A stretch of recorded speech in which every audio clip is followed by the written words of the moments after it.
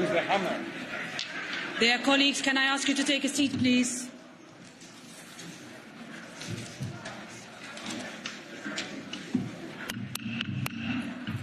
Please take a seat, dear colleagues.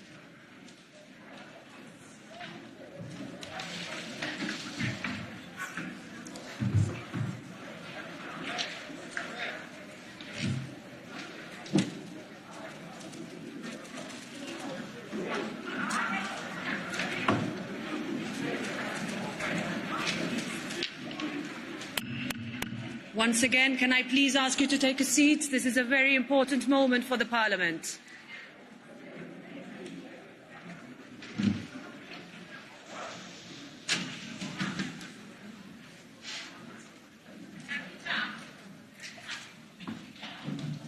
Good afternoon. We are here today in the dark shadow cast by Putin's war. A war we did not provoke, a war we did not start. An outrageous invasion of a sovereign, independent state. On behalf of the European Parliament, I condemn the Russian military aggression against Ukraine in the strongest possible terms and express my solidarity with all those suffering and all those killed.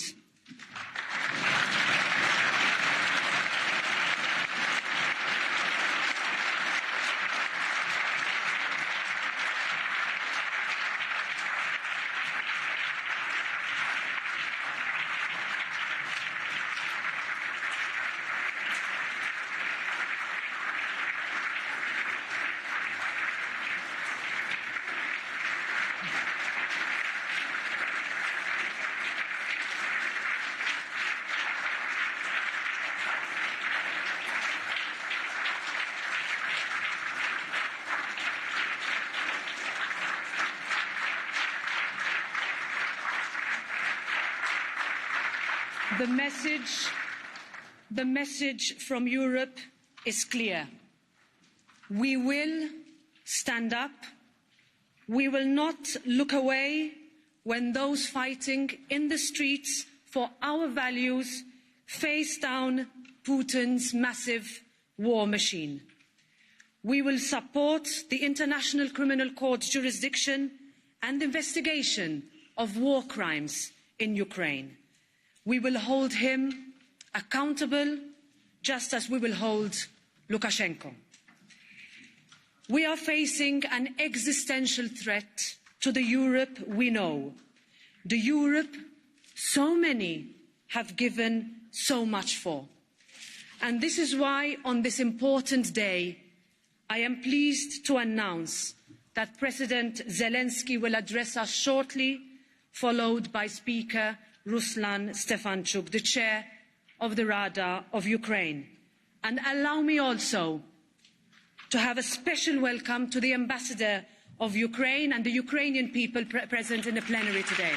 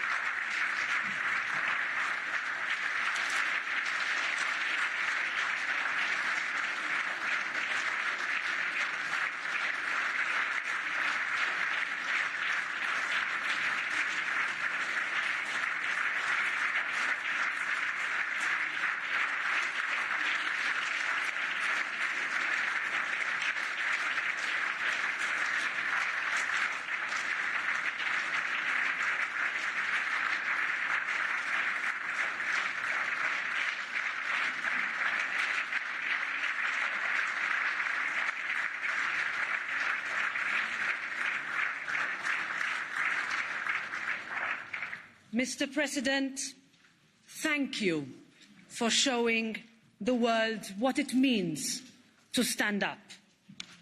Thank you for reminding us about the dangers of complacency. Everyday acts of extraordinary heroism by Ukrainians inspire us all. Defence forces and citizens making the ultimate sacrifice to delay a column of tanks. Senior citizens standing up to face down Russian troops with nothing but pride and sunflowers as their weapon. Brave women forced to give birth in metro stations next to their Kalashnikovs. They showed the world that our way of life is worth defending. It is worth a cost. All those who remember living under occupation will attest to that. All those standing up in Belarus, all those looking to us in Moldova, in Georgia. It is worth it for us, for the next generation, for all those in Ukraine and around the world who believe in Europe and in our way, and for all those who want to be free. Our European response was on display over the last very painful days. This must be our whatever it takes moment. Neighbouring states have accepted hundreds of thousands of fleeing Ukrainians. Europeans sheltered Ukrainians in their homes. We have implemented a series of unprecedented, massive sanctions. We have gone further and will provide much-needed weapons to Ukraine. We have declared that Russian aircraft and oligarchs' private jets are no longer welcome in our open skies. We have moved for Russia to be disconnected from the SWIFT system. We have banned Kremlin propaganda tools. European citizens, organisations, businesses, sports have taken a clear and forceful stand, underlining that they will not deal with or welcome an aggressor. And Europe stands ready to go further still. We recognise Ukraine's European perspective.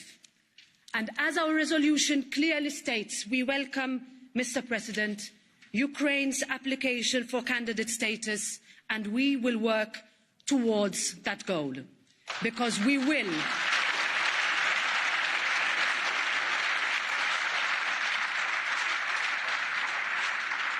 Because we will and we must face the future together. Mr. President, we stand with you in your fight for survival in this dark moment in our history. When you look to this European Parliament, you will always find an ally, a space to address Europe and the world, and always, always a friend. This European Parliament has a long, proud history of being a thorn in the side of autocrats. And in this spirit, I will seek a ban on any representatives of the Kremlin from entering European Parliament premises, because aggressors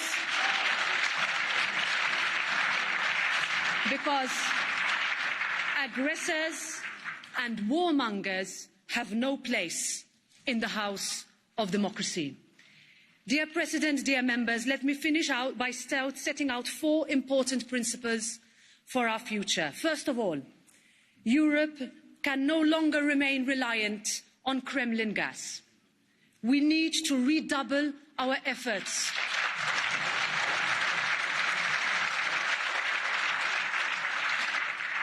to diversify our energy systems towards a Europe that is no longer at the behest of autocrats, that will put our energy security on stronger footing. Secondly, Europe can no longer welcome Kremlin cash and pretend that there are no strings attached.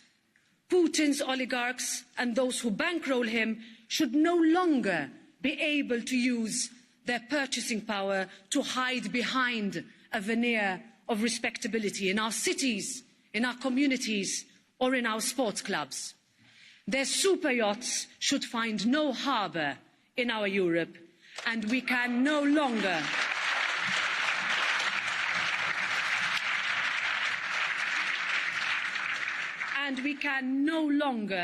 sell passports to Putin's friends, allowing them to circumvent our security. No more. Thirdly, investment in our defence must match our rhetoric. Europe must move to have a real security and defence union.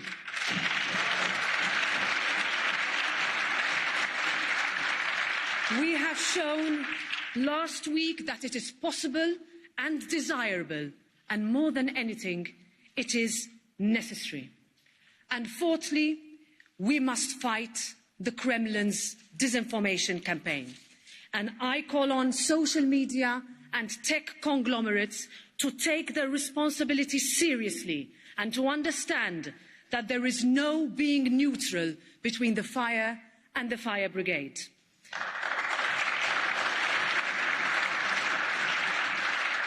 President Michel, President von der Leyen, High Representative Borrell, thank you for ensuring European unity and commitment in facing this threat. I know that all of us, all the members of this House, will take the united message of Europe back to our constituencies. President Zelensky, thank you. We are together now. We will be together in the future because we are with Ukraine. Thank you.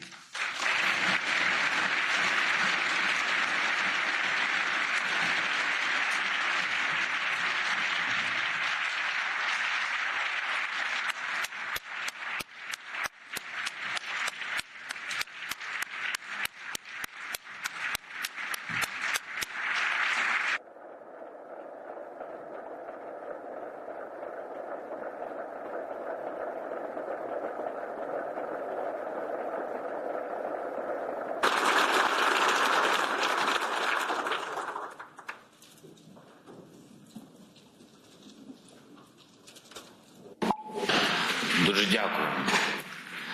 Шановні присутні, ви знаєте, я останні дні не знаю, як правильно всіх вітати, тому що я не можу казати «добрий ранок» або казати «доброго дня» чи «добрий вечір». І не можу, і це абсолютно правда, тому що щоденно для когось цей день точно не добрий, щоденно для когось цей вечір останній. Я говорю сьогодні і зараз про своїх громадян України, які захищають ціною свого життя, захищають цінності, захищають свободу. Я дуже радий, що те, що я зараз побачив тут, і те, я чув, я радий цей настрій. Of the European Union, but I did not know. But this is the price they will have to pay, and it's a tragedy for me, a tragedy for every Ukrainian, tragedy for our state. I mean, this high price, very high price. Thousands of people who were killed, 2 revolutions, 1 war, and 5 days of full-scale invasion of the Russian Federation. You know, I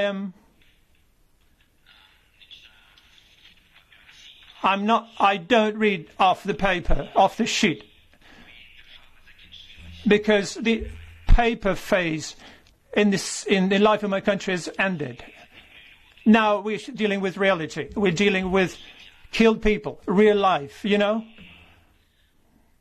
And, you know, I believe that today, we're giving lives for values, for rights, for freedom, for the desire to be equal as much as you are. We are giving away our best people, the strongest ones, the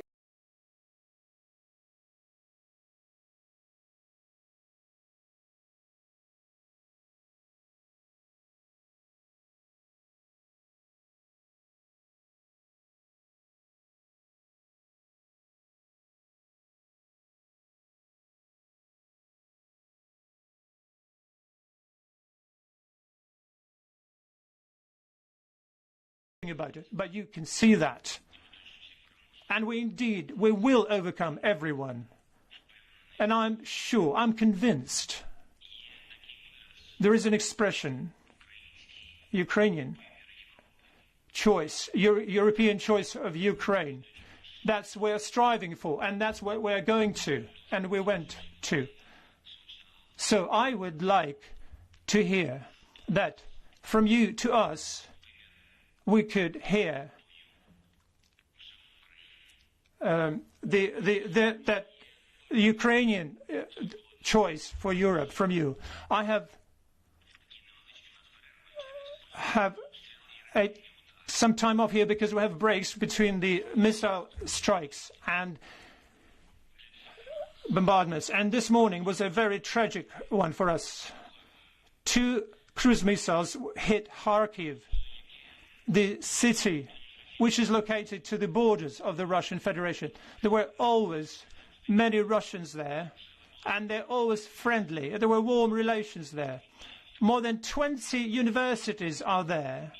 It's the city that has the largest number of universities in our country. The youth is bright, smart there. The people who gathered there all the time and was gathering there all the time for celebrating all celebrations on the largest square in our country, the Freedom Square. And this is the largest square in Europe, and that's true. This is called the Freedom Square. Can you imagine this morning 2 cruise missiles hit this Freedom Square, dozens of killed ones. This is the price of freedom. We are fighting just for our land and for our freedom, despite the fact that all large cities of our country are now blocked. Nobody is going to enter and intervene with our freedom and country. And believe you me, every square of today, no matter what it's called, it's going to be called, as today, Freedom Square in every city of our country. Nobody's going to break us. We're strong. We're Ukrainians. We have a desire to see our children alive. I think it's a fair one. Yesterday, 16 children were killed. Again and again, President Putin is going to say that is some kind of operation and we are hitting a military infrastructure. Where are our children? What kind of military factories do they work at? What tanks are they going with? Or launching cruise missiles? He killed 16 people just yesterday.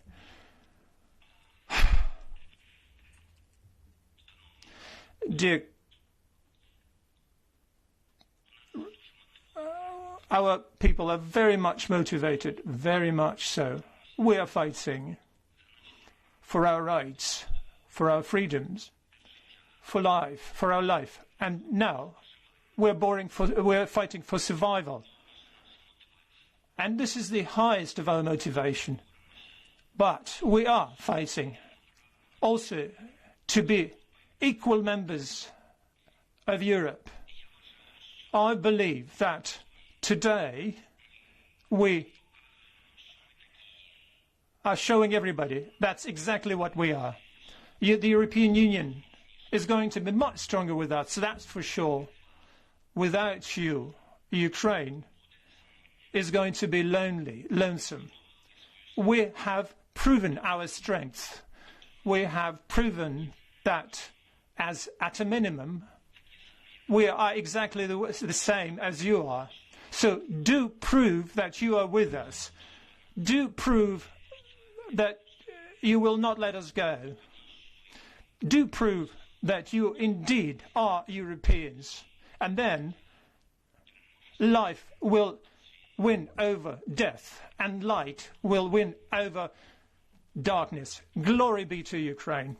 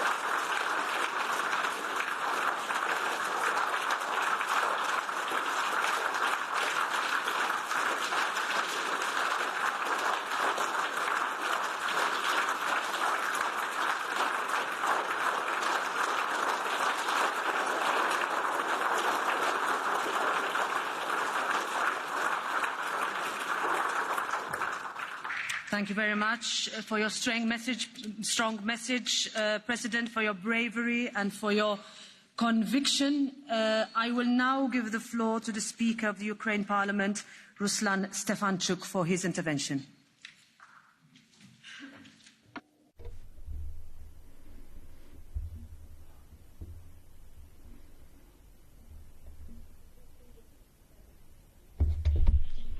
First of all, I would like to thank you for the possibility to speak, to address the European Parliament. And I would like to say, look at my back, you see the shoots that everybody sees today, the whole world sees today. 8 years ago, Ukrainian people said categorically no to the Russian aggression, to their attempt to change their way to home, to European nation, to the united European Union, to a very successful unifying process that they demonstrated during all these years. Instead, our right to develop, our right to be a democratic state that chooses itself, its own way, was completely ruined by the country that doesn't respect international law, international principles, that destroys territorial integrity and sovereignty. And the result you see today very clearly. Amount of killed, amount of wounded. You know that the aggressor attacked Kharkiv full scale tonight. Today, other cities are being constantly under attack. You know, I think that in the history of Europe there is a crossroads. Europe is now fighting an aggressor, and it is very important how this challenge will be rebuffed by the united civilization. Dear parliamentaries, I know that you will look at a very whole range of serious economic sanctions that you will adopt against the aggressor. I would like you to understand that today Ukraine is defending the border of the civilized world. And God forbid Ukraine falls. Nobody knows where Russian aggressor will stop.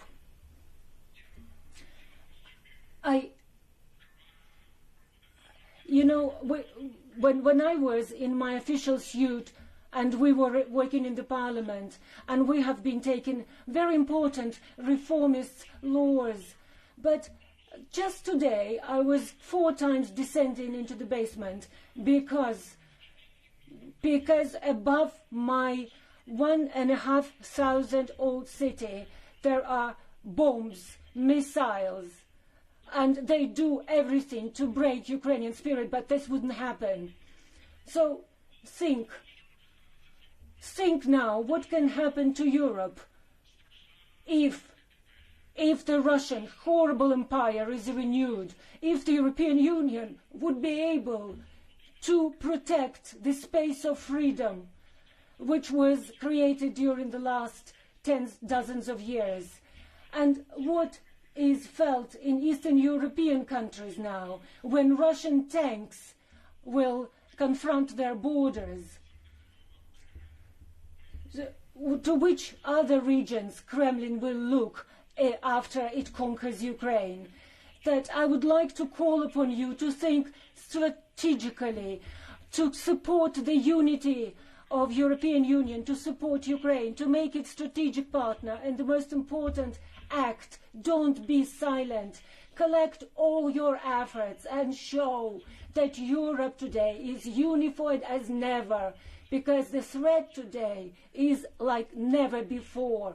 And the best support to the people of Ukraine in these darkest hours will be the real recognition of our European aspiration, because the membership in the European Union, even before these events that started on the 24th of February, was supported by the majority of Ukrainians. And this is our mandate. This is our mandate to have relationship with you, with the European Union, because the Ukrainian people have made their choice. And I'm calling upon all the member states and the leadership of European Union to support the candidate, the aspirant status for Ukraine, which is now supported by the whole of Ukrainians. You know that Volodymyr Zelenskyy has already signed the letter with our application to membership according to Article 49 of European Union agreement. Dear friends, in the project of the resolution of the European Parliament, there is a whole range of sanctions going to be reflected against the aggressor. I call upon you to support them, because let's together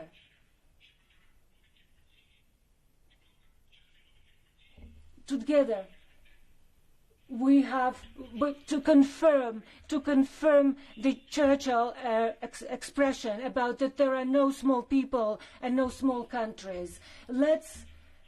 We know that Ukraine has proven that this slogan during the last 6 days.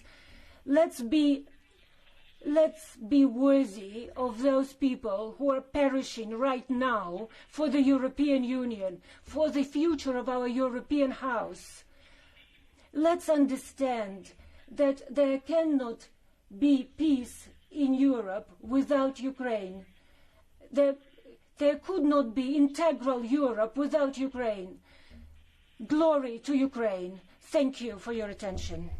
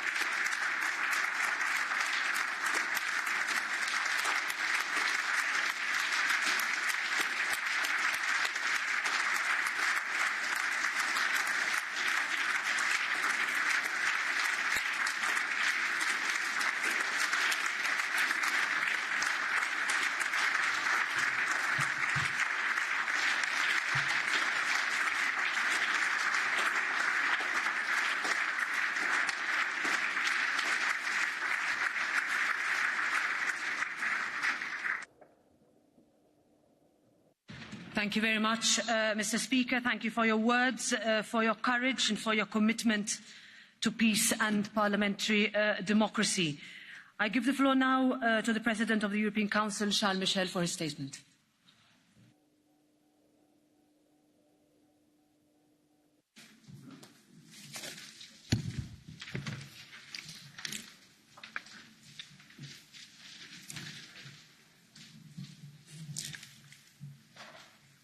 Madame la Présidente du Parlement européen, Madame la President of the European Parliament, President of the Commission, members of the European Parliament,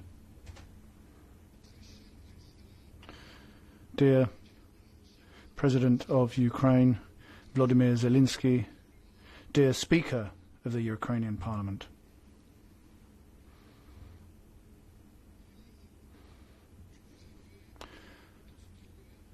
the words that you have expressed pierce our hearts and our souls and show how serious the situation is.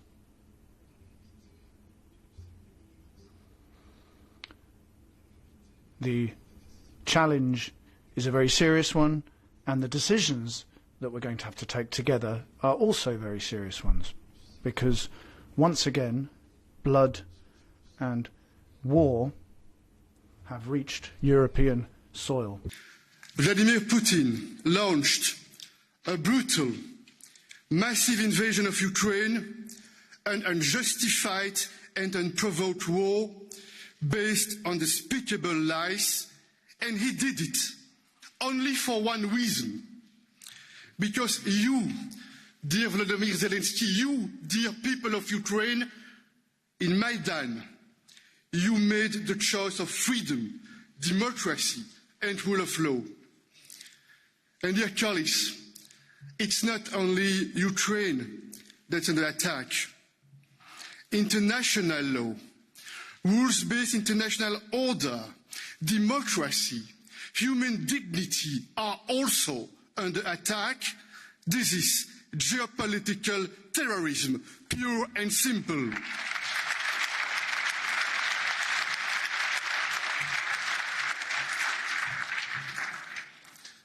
We must support Ukraine, and we are supporting Ukraine. We must protect peace, we must protect democracy and international law.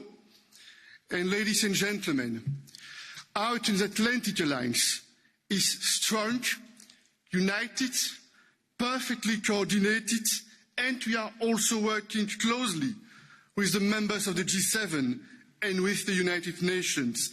And more countries are engaging in an anti-war coalition along with people from around the world with one common message.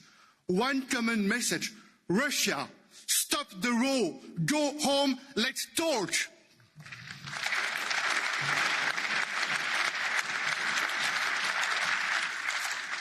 We are putting maximum pressure on Russia and its leaders. We are stepping up to support Ukraine and the Ukrainian people.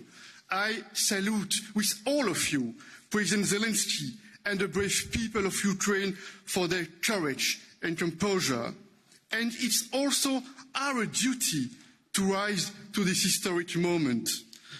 Ladies and gentlemen, we promised together that we would react quickly, that the consequences for Russia would be massive and severe. And our actions have matched our words. We have responded with massive and unprecedented sanctions. We imposed sanctions on political and military leaders, on oligarchs, on Vladimir Putin, on Sergei Lavrov.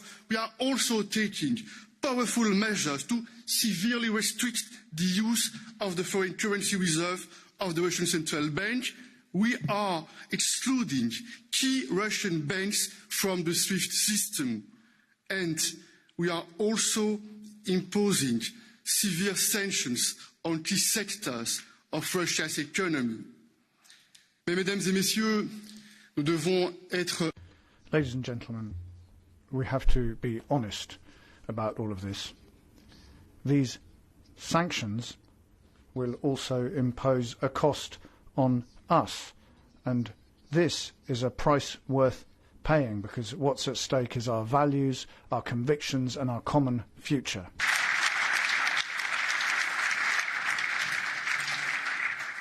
Alors, chers collègues, bien sûr.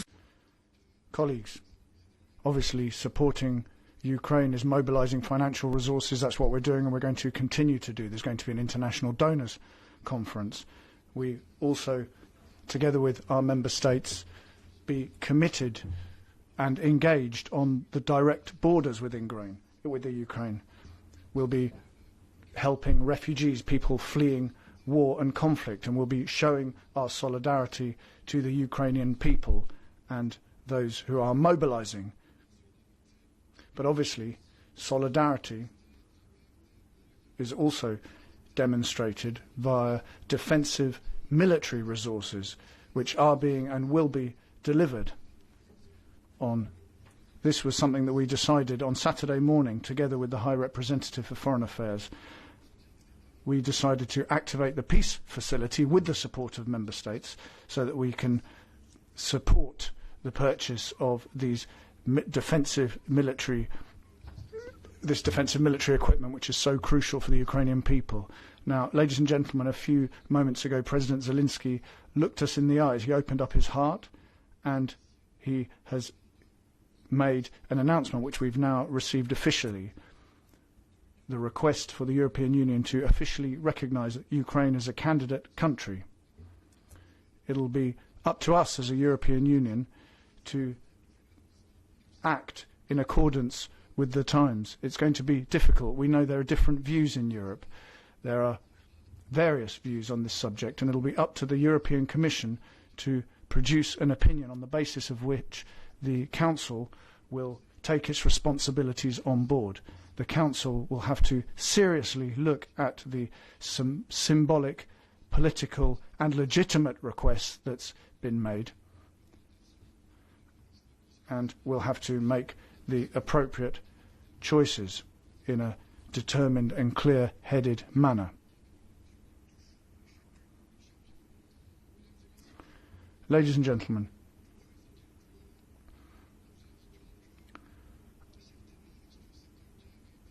when this war was launched, Vladimir Putin thought that he would break European unity. He was wrong.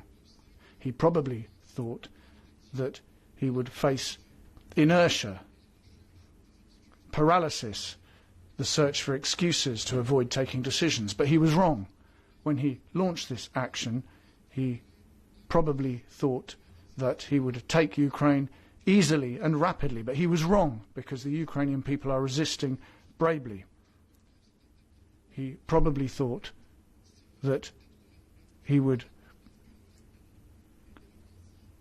launch a fatal blow against that which we incarnate, freedom and the rule of law. But again, he's wrong. And in 1961, General de Gaulle said that every retreat excites the aggressor. It makes him redouble his pressure and makes his action easier. Western powers can best serve world peace by standing up firmly against aggression. That's the position of President Zelensky, and that's the position that we have to adopt. We have to stand firm and look at the aggressor, and we have to see President Zelensky as the incarnation of stability, security, enlightenment and European values. Thank you. Thank you. Thank you very much, President Michel. I now give the floor to the High Representative of the Union for Foreign Affairs and Security Policy, Josep Borrell, for his statement.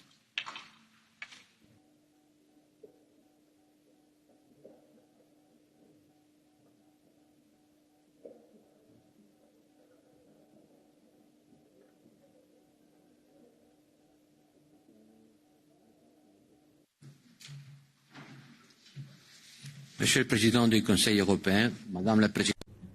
President of the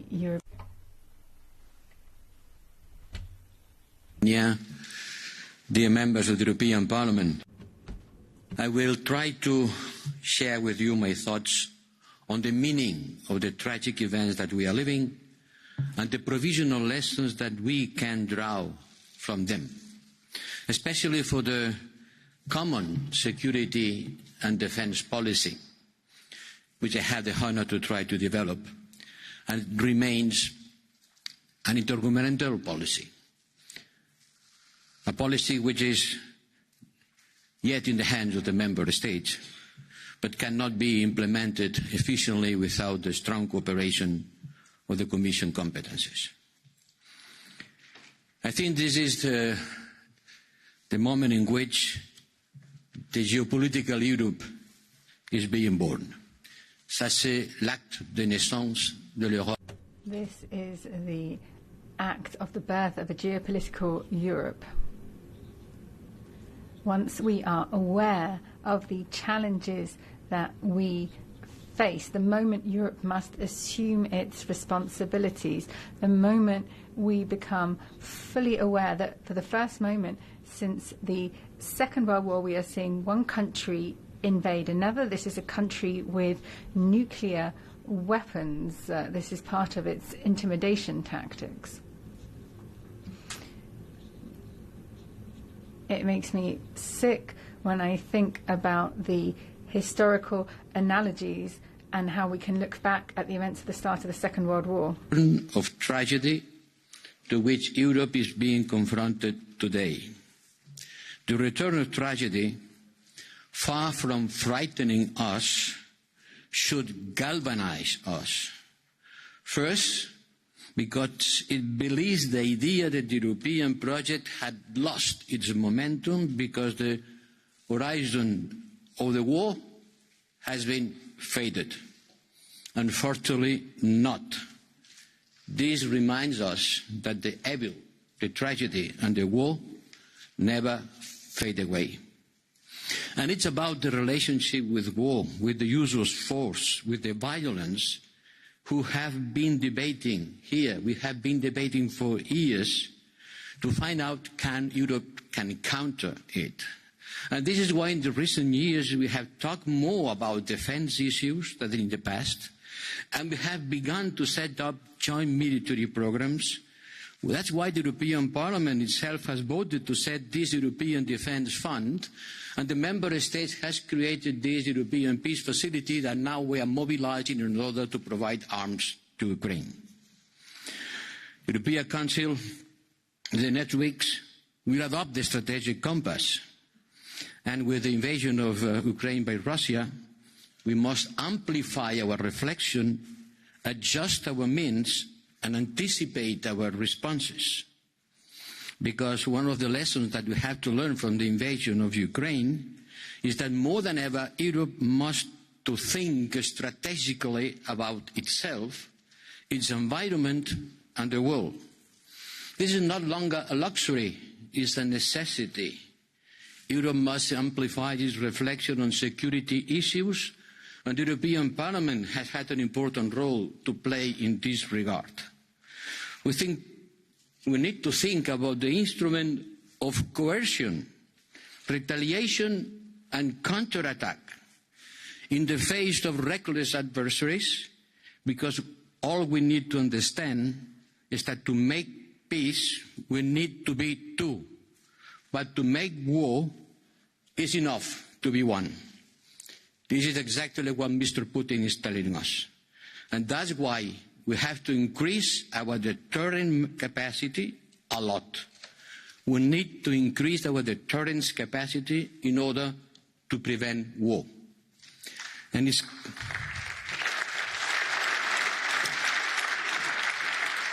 clear that our deterrent has not been strong enough to stop Mr. Putin's aggression. But since this aggression has started, we have reacted in the last few days in a way that Mr. Putin didn't expect. And we are showing him that we will never sacrifice our freedom and the freedom of others on the altar of our well-being and prosperity. Being president of this parliament in 2007 I had the opportunity to tell to Mr. Putin eye to eyes on the aftermath of the killing of a journalist, Anna Politkovskaya. I told him, we are not going to change human rights by your gas. And this is the moment to repeat and to act on that. We will not share, we will not abandon the defense of our human rights and freedom, because we are more or less dependent on Russia, and we have to start working quickly, as the Commission has proposed, in order to cancel this dependency. Last Saturday, after having held another Foreign Affairs Council and attending the debate of the European Union Council, I was talking with you, President Michel, and you told me, are we doing everything we can? Is there something more than we can do? Is that enough? Are we so powerless? And you told me, think, do, act. We have to push member states in order to adopt decisions on SWIFT and to take Russia out of the financial system. Think about how can we arm Ukraine, not country by country, one after all, in an uncoordinated manner. And you encouraged me to talk with member states again. In few hours, we agreed on using this European peace facility in order to bring financial support and coordinate member states on arming Ukrainian army and people. In less than 24 hours, another taboo had fallen. And the President of the Commission immediately, showing a strong leadership, started working in order to get an agreement with our international partners in order to make possible to switch off Russia from the financial system. And you know what? Now, half of the reserves of the Central Bank of Russia are completely out of their control. They are frozen. Do you imagine? This is the coercion capacity. 3 days ago it was impossible, and now it's possible, and they are start feeling the consequences in terms of inflation and the fall of their currency. Yes, we have capacities. We have mobilized these capacities, and we have to continue doing so, putting together the capacities of the member states and the European Union. I want to remember you that the European Peace Facility is not part of the budget that you vote. It is another budget. It's an instrumental fund managed by the member states, because we claim that we, European Union, were a peaceful force and we cannot provide arms to anyone else. Yes, we can. Yes, we have done. On the next budget, think about it. When you vote the next budget, use your budgetary capacity. You have the budgetary capacity of this institution to put the ways and means in order to face the next crisis and the next Russian aggression. We are also working, we are working in the international arena to try and build a coalition to condemn Russia within the UN. They had no votes in favour and only abstentions. There were countries traditionally allied to Russia that did not vote in favour of them. They abstained. And so now we need to build an international coalition. So in the next UN General Assembly, it will be the entire world that will condemn this aggressor. Nobody can look the other way. There is no justification for a powerful country attacking its weaker neighbour. You cannot speak of pacifism. You cannot have the aggressor and the attacker on the same footing. We have to be by their side.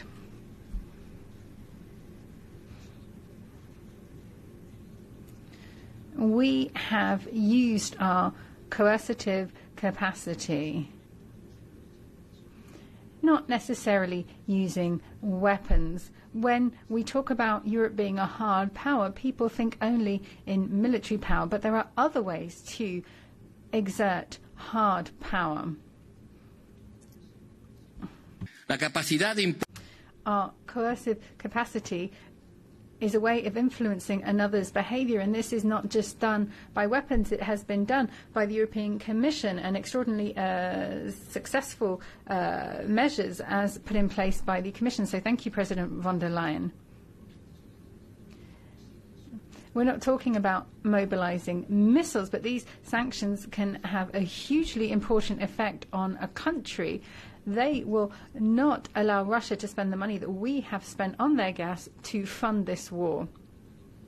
That is, ladies and gentlemen, I believe the most important lesson that we can draw from these tragic circumstances. We cannot simply call for the rule of law and hope that our trading and commercial relationships will help move everybody towards a more democratic path. The forces of evil, the forces that want to use physical violence as a way to resolve conflict, are still there, and against these types of forces we have to show a much stronger capacity to act. We need to be more consistent, we need to be more united than we have been up to now. We have done a lot. I think we have surprised the world. I think we have surprised Putin by our rapid capacity to act, and we must continue along this path. This moment here in Parliament, with your applause, that shows us that the EU institutions must continue on this path that we have started. This is the moment that Europeans understand they live in a dangerous world, and in order to confront that, we must have a stronger union. The pandemic has opened the door to innovative actions. It has helped us move along the path to greater unity when facing this virus. And now this tragic moment should give us fresh impetus to be ever more united and to counter these actions that threaten human life, security and the prosperity of all. Thank you very much.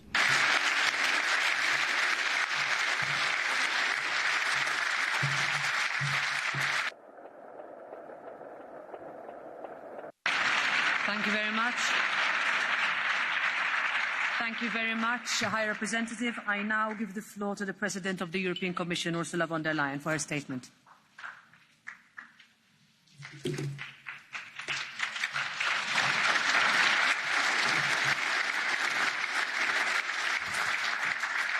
Madam President of the European Parliament, Mr. President of the Council, High Representative, Mr. President of the Ukraine, dear Volodymyr, Mr. Speaker of the Ukrainian Parliament, my honourable members, war has returned to Europe. Almost 30 years after the Balkan Wars and over half a century after Soviet troops marched into Prague and Budapest, civil defence sirens again went off in the heart of a European capital. Thousands of people fleeing from bombs camped in underground stations, holding hands, crying silently, trying to cheer each other up. Cars lined up towards Ukrainian western borders. And when many of them ran out of fuel, people picked up their children and their backpacks and marched for tens of kilometers towards our union. They sought refuge inside our borders because their country wasn't safe any longer. Because inside Ukraine, a gruesome death count has begun. Men, women, children are dying once again because a foreign leader, President Putin, decided that their country, Ukraine, has no right to exist. And we will never, ever let that happen and never, ever accept that.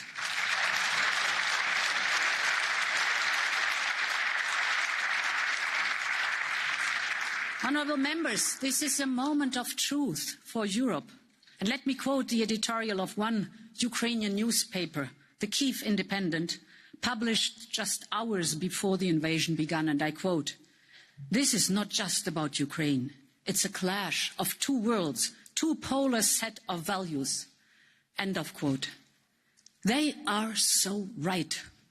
This is a clash between the rule of law and the rule of the gun, between democracies and autocracies, between a rules-based order and a world of naked aggression.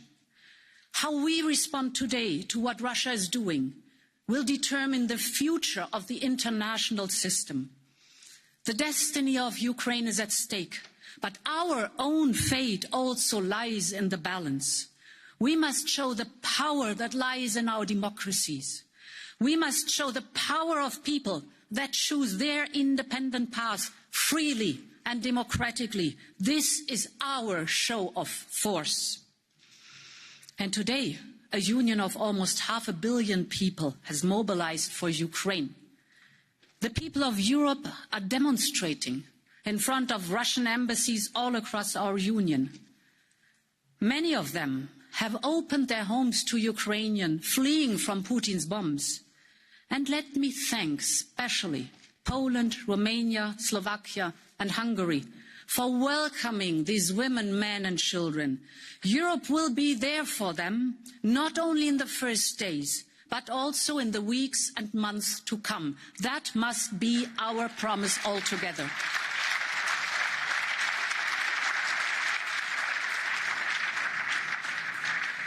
And this is why we are proposing to activate the temporary protection mechanism to provide them with a secure status and access to schools, medical care and work. They deserve it. We need to do that now. And we know this is only the beginning. More Ukrainians will need our protection and solidarity. We are and we will be there for them. Our union is showing a unity of purpose that makes me proud. At the speed of light, the European Union has adopted 3 waves of heavy sanctions against Russia's financial system, its high-tech industries and its corrupt elite. And this is the largest sanctions package in our union's history.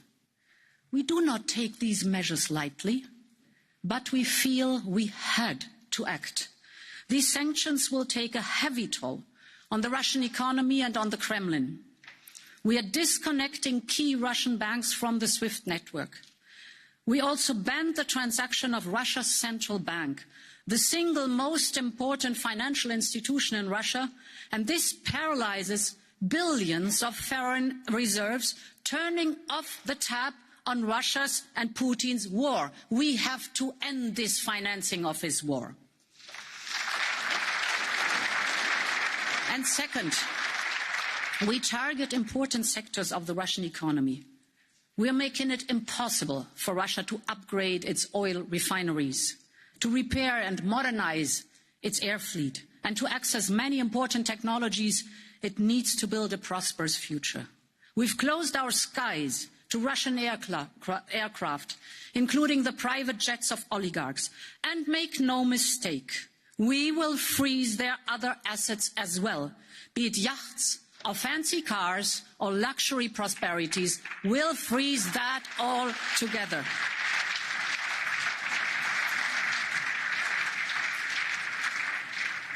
And thirdly, in another unprecedented step, we're suspending the licenses of the Kremlin's propaganda machine.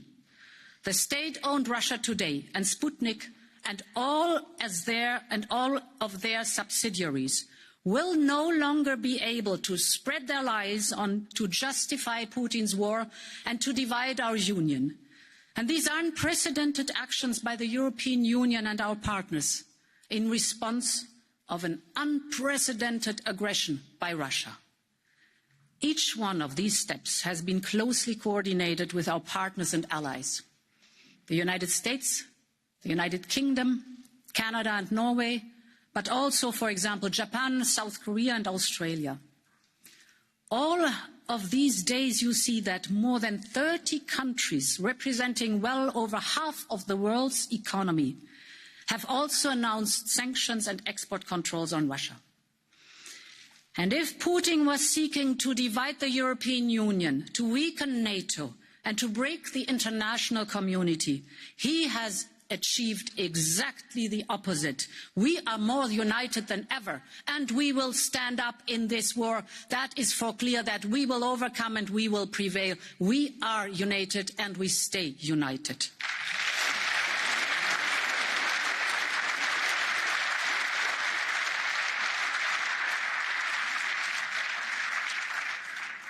Honourable members, I am well aware that these sanctions will come at a cost for our economy too. I know this, and I want to speak honestly to the people of Europe. We have endured 2 years of pandemic, and we all wished that we could focus on our economic and social recovery. But I believe the people of Europe understand very well that we must stand up against this cruel aggression.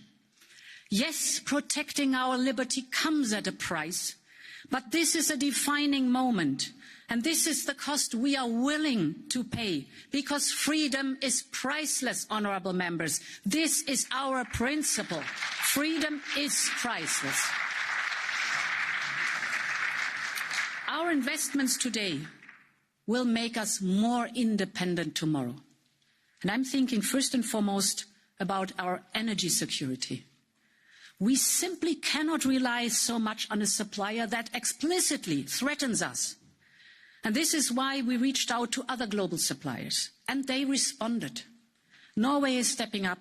In January, we had the record supply of LNG gas. We're building new LNG terminals and working on interconnectors. But in the long run, it is our switch to renewables and hydrogen that will make us truly independent.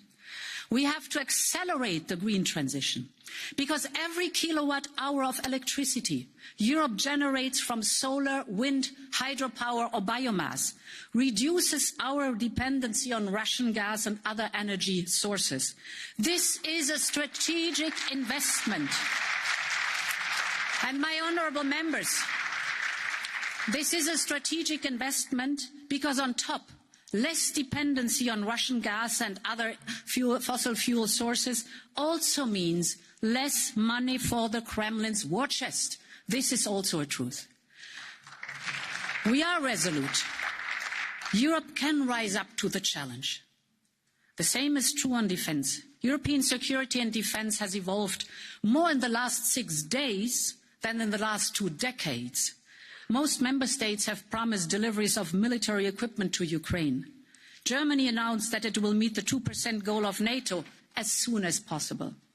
And our union, for the first time ever, is using the European budget to purchase and deliver military equipment to a country that is under attack. 500 million euros for the European Peace Facility to support Ukraine's defence. As a first batch, we will now also match this by at least 500 million euro from the EU budget to deal with the humanitarian consequences of this tragic war, both in the country and for the refugees. Honourable members, this is a watershed moment for our union. We cannot take our security and the protection of people for granted. We have to stand up for it. We have to invest in it. We have to carry our fair share of the responsibility. And this crisis is changing Europe. But Russia has also reached a crossroad. The actions of the Kremlin are severely damaging the long-term interests of Russia and its people. More and more Russians understand this as well. They are marching for peace and freedom. And how does the Kremlin respond to this? By arresting thousands of them. But ultimately, the longing for peace and freedom cannot be silenced. There is another Russia besides Putin's tanks, and we extend our hand of friendship to this other Russia. Be assured they have our support.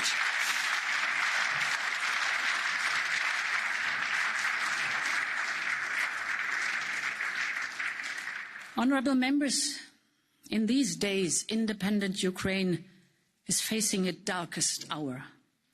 At the same time, the Ukrainian people are holding up the torch of freedom for all of us. They are showing immense courage. They are defending their lives. But they are also fighting for universal values, and they are willing to die for them. President Zelensky and the Ukrainian people are a true inspiration. And when we last spoke, he told me again about his people's dream to join our union. Today, the European Union and Ukraine are already closer than ever before. There is still a long path ahead. We have to end this war, and we should talk about the next steps.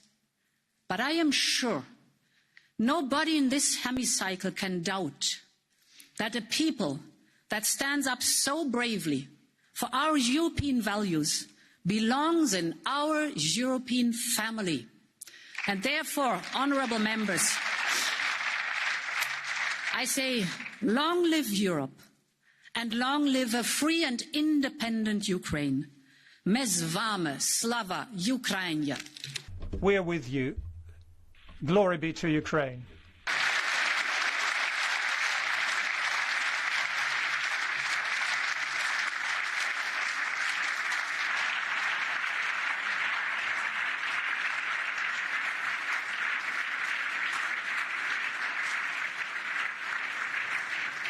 Thank you. Thank you very much. Thank you very much, President von der Leyen. We now move to the speakers on behalf of the political group, starting with Manfred Weber for the EPP group. Der 24th of February, significant date in Europe and the world. War has returned to Europe. And of course, it seems what we're doing here, it hardly measures up to what the Ukrainians are now doing. So right now, we're focusing on our admiration for the Ukrainians, with their president leading them, their strength, their love of liberty, their decisiveness. They are the heroes of the European way of life. The 24th of February is a day of freedom for Europe, from Dublin to Athens, from Lisbon to Riga. And the same feeling of shock everywhere, dismay with this aggression. On the other hand, admiration for the people of Ukraine. They're fighting for us, they're fighting for our values. These days, this Kiev moment of the 24th of February makes everyone European. This moment forces us to give clear answers. When President Zelensky asks us, are we welcome? May we become members of the EU? Do we belong? Then I say, on behalf of the largest party of Europe, yes, you are welcome. Yes, you belong to the European Union. You are friends. This Kiev moment forces us to look at the alternatives. Putin is the brutal aggressor. He represents the opposite of our convictions, for nationalism, for autocracy. This brutality of trying to have imperial influences, the opposite of us. We want to conquer borders and demonstrate respect to everyone and defend our democracy and defend our freedoms. This Kiev moment also means we have to be honest. We have to make it clear that we have to take action. With these sanctions, we have an exemplary package. I'd like to thank everyone for the last day's work. We, as a group, we support these measures, but one thing is very clear. A few days ago, a week ago, we didn't really hear the same words. Some people were refusing to talk about Nord Stream 2 as a possible sanction. We weren't decisive enough. So today, that means we have to take action and we have to really abolish this unanimity in foreign policy. This Kiev moment also means a strong NATO, but it also means a strong European pillar. And the EPP visited NATO troops in Lithuania, and I asked the commander, what's your greatest wish? And we say 50% of our time is to deal with the technical differences among, for example, the radios and the equipment. What we need is a European structure. That's what they were asking for us, those people who are now defending Europe. This Kiev moment means we have to think big as Europe. So this conference on the future of Europe has to be rethought. We've concluded our citizens' dialogue. Now it's the right time to make this conference a genuine place to decide about the future of Europe, to have the courage together. And if we don't do it now, when are we going to do it? And this Kiev moment demonstrates to us that we have to really look at the policies we're deciding. Energy policy, as Mrs. von der Leyen just said, we have to speed the energy transition up. We have to have new trade partners, new agreements on energy. Our Kiev moment means for us that we are together bound to the U.S. With Joe Biden, we have to use this moment. It demonstrates how important it is to have how decisive our trade partners are for freedom and democracy. We have to have a new free trade agreement with the U.S. to demonstrate this. It's the right time, this Kiev moment, to look at the future development of Europe. A new age is dawning. We need endurance, but the European way of life is worth it. Freedom has no price. The price of freedom is something you pay when you lose it. And the Ukrainians are demonstrating that today. And we stand with you, Ukraine. Thank you, President Weber. I now give the floor on behalf of the S&D Group to Iratxe Garcia Perez.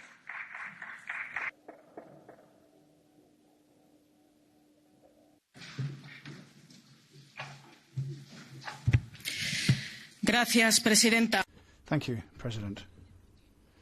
Putin's war against Ukraine marks the beginning of a new stage in Europe and in the world. These are historic times and we need historic decisions.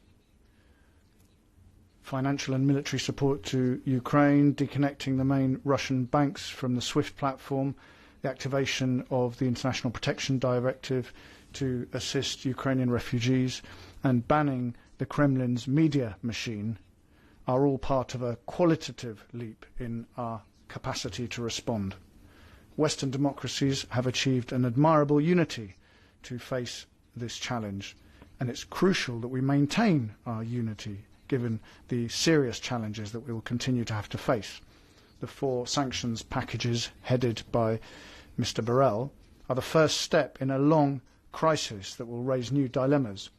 For example, how to continue to support Ukraine, or how can we react to probable Russian reprisals?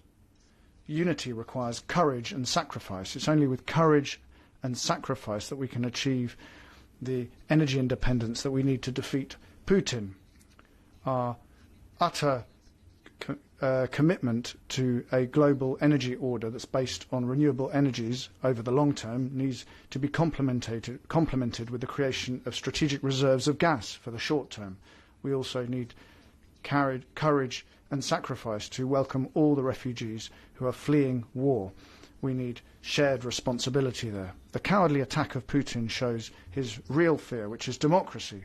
A successful democratic transition in Ukraine needs to serve as an inspiration to those who bravely have taken to the streets in Russia. The fight for peace and freedom of the Russian and Ukrainian peoples require our support. We cannot rest until Putin is judged as a war criminal by the International Criminal Court. Putin's attack will also reveal his accomplices from the extreme European right and a model of living together of life which represses the opposition's, censors the media and denies individual rights. Currently in the cities and towns of Ukraine, it's not only their security and territorial integrity that's at stake, but the world in which we want to live. It can be a democratic world based on international law, diplomacy and human rights, or it can be a different world based on brute force, spheres of influence and violations of rights that should be universal. No tyrant will make us renounce our desire to forge alliances that are based on peace, which protects the sovereignty of nations, progress, freedom and the integrity of our borders. History is never wrong. We can't leave Ukrainians alone, as the Spanish felt during the first half of the 20th century in the fight between fascism and democracy. The resistance of the heroic Ukrainian people will be the triumph of Western democracies. And let me just conclude with a personal comment. I'm proud of Europe, the Europe of today, the Europe that does not resign itself to what's going on, Europe that looks back to learn from history, but above all looks forward to defend what we hold most precious, democracy and peace. Thank you. I now give the floor on behalf of the Renew Europe group to Stefan Sejourne.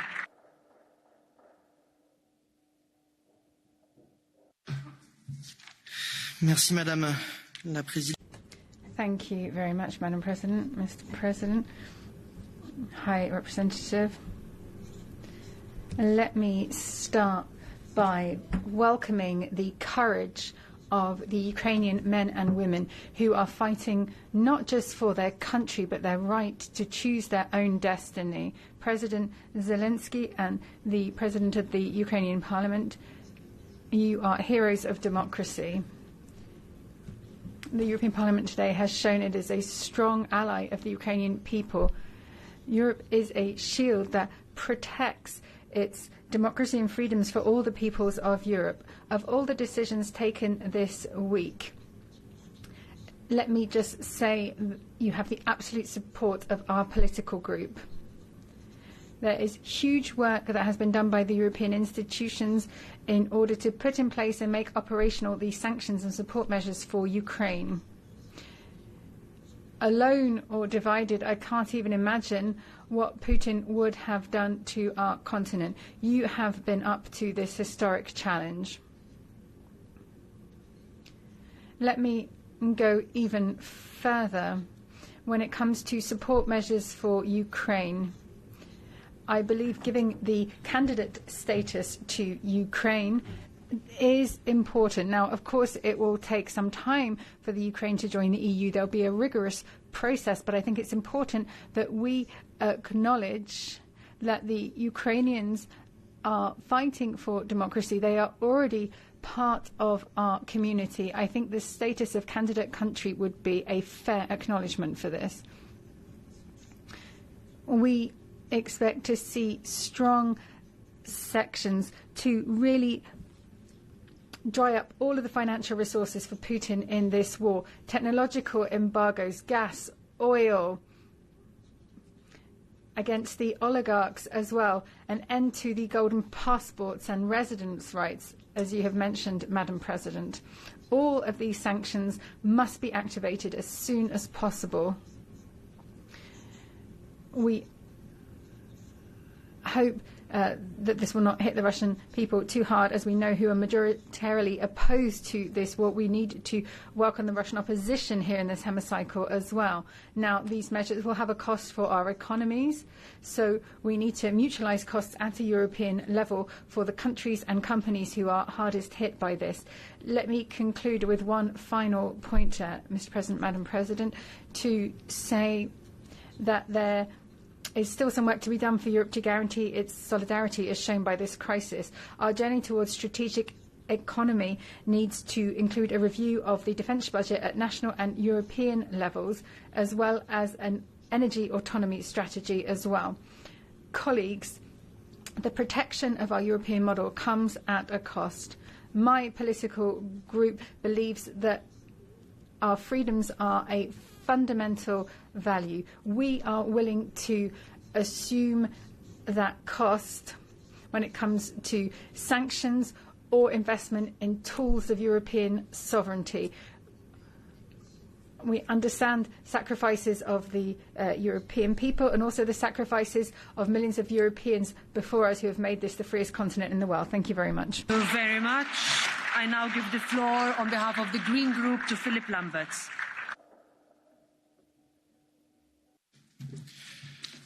Dear Ukrainian friends, we do not have enough words to praise your courage and determination to defend your freedom. Your resistance is a wake-up call to all democrats around the world. Without the will to fight, democracy will perish. To your aggressor, I say, your lies for justifying war cannot and will not remain unchallenged.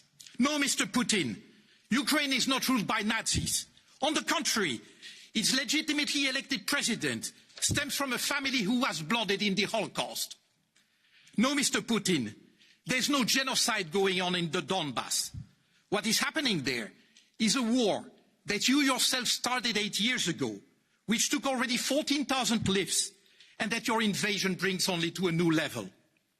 No, Mr. Putin, Ukraine has never intended to get nuclear weapons. On the contrary, it relinquished voluntarily those it inherited in 1991 from the Soviet Union in exchange for its territorial integrity, which you have been trampling on ever since you annexed Crimea in 2014. No, Mr. Putin, there was no perspective for Ukraine to join NATO in the foreseeable future. And if there is such an aspiration in Ukraine, as there was in so many nations once subjugated by the Soviet Union, your aggression against Ukraine explains why. No, Mr. Putin, the NATO member states have no intention to deny the Russian people's right to peace and security. It is your reckless actions that imperil those legitimate aspirations. The reality, Mr. Putin, is that the people of Ukraine chose for freedom, for democracy, for rule of law, for peace. And that choice, made by a people so close to Russia by history and geography, was never a threat to Russia's security, but to the very existence of your authoritarian and kleptocratic rule. This is the real reason for the invasion, at the cost of precious human lives and livelihoods, both Ukrainian and Russian. The reality, Mr. Putin, is that your brutal aggression against the Ukrainian people is doomed to fail.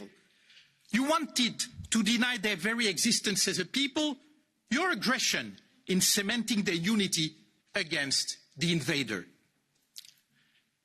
As citizens of the European Union, we know that the war on Ukraine is more than just an aggression against a sovereign state. It is a direct challenge to the values that lie at the foundation of our union. Ever since it was started, the European project was and remains a peace project, so that the rule of brute force be replaced by the rule of law, so that democracy, dialogue, compromise and cooperation across national borders provide the best basis for shared and sustainable prosperity.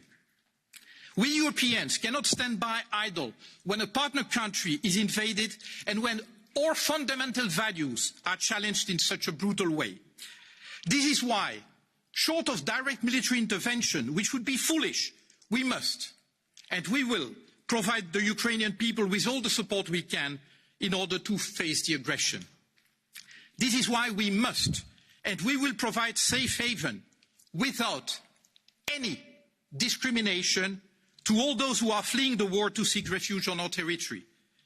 This is why we must and we will mobilize all political, economic and financial means at our disposal to exert maximal pressure on Putin's Russia in order to make him stop his aggression.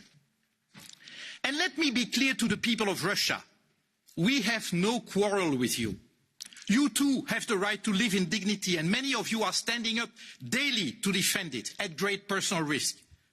We know that resuming the diplomatic dialogue with your country is the only path to a sustainable peace on our continent. But this can only happen if the aggression stops. As for us Europeans, meeting the challenge put to us by Putin's war will test our strength, our determination, and above all, our unity. It will not come cheap. Therefore, it will force us to make hard choices. The first must be for cohesion within and across member states. The global financial crisis, the Eurozone crisis and the pandemic have deepened social and economic injustice in our union. It cannot be that once again the brunt of the massive efforts required to counter Putin's war will be carried by the weakest shoulders. Should that be the case, the legitimate resentment would sap the very basis of our social contract as well as those of our union. And this would fulfill one of Putin's unset goals, dividing us. The second must be for energy independence. Indeed, our massive dependence on Russia for raw materials and energy is a primary reason for Europe's lack of determination to deter the Russian regime up until now. No surprise, when 40% of our gas, 30% of our coal, of our oil and of our nuclear fuels, don't forget that, is provided by Russia. As the EU is almost devoid of these resources, is our plan really to replace this massive dependence from Russia with another equally massive dependence from anyone else? We say that energy independence is the key for the EU to become a respected geopolitical player, and that will never be achieved by putting gas and nuclear at the heart of our energy strategy. As the President said, only renewables and energy efficiency can give us the strategic autonomy we seek. It is not just for the climate that we must accelerate the energy transition. It is for our security and for the resilience of our economies. Dear colleagues, never before has the European Union been challenged in such a direct and brutal way. I have no doubt that we collectively, and only collectively, have the strength, the resources, the determination, and above all, the wisdom to meet this challenge together with Ukraine, because we belong together. Thank you. Thank you. I give the floor now to Marco Zanni on behalf of the ID Group.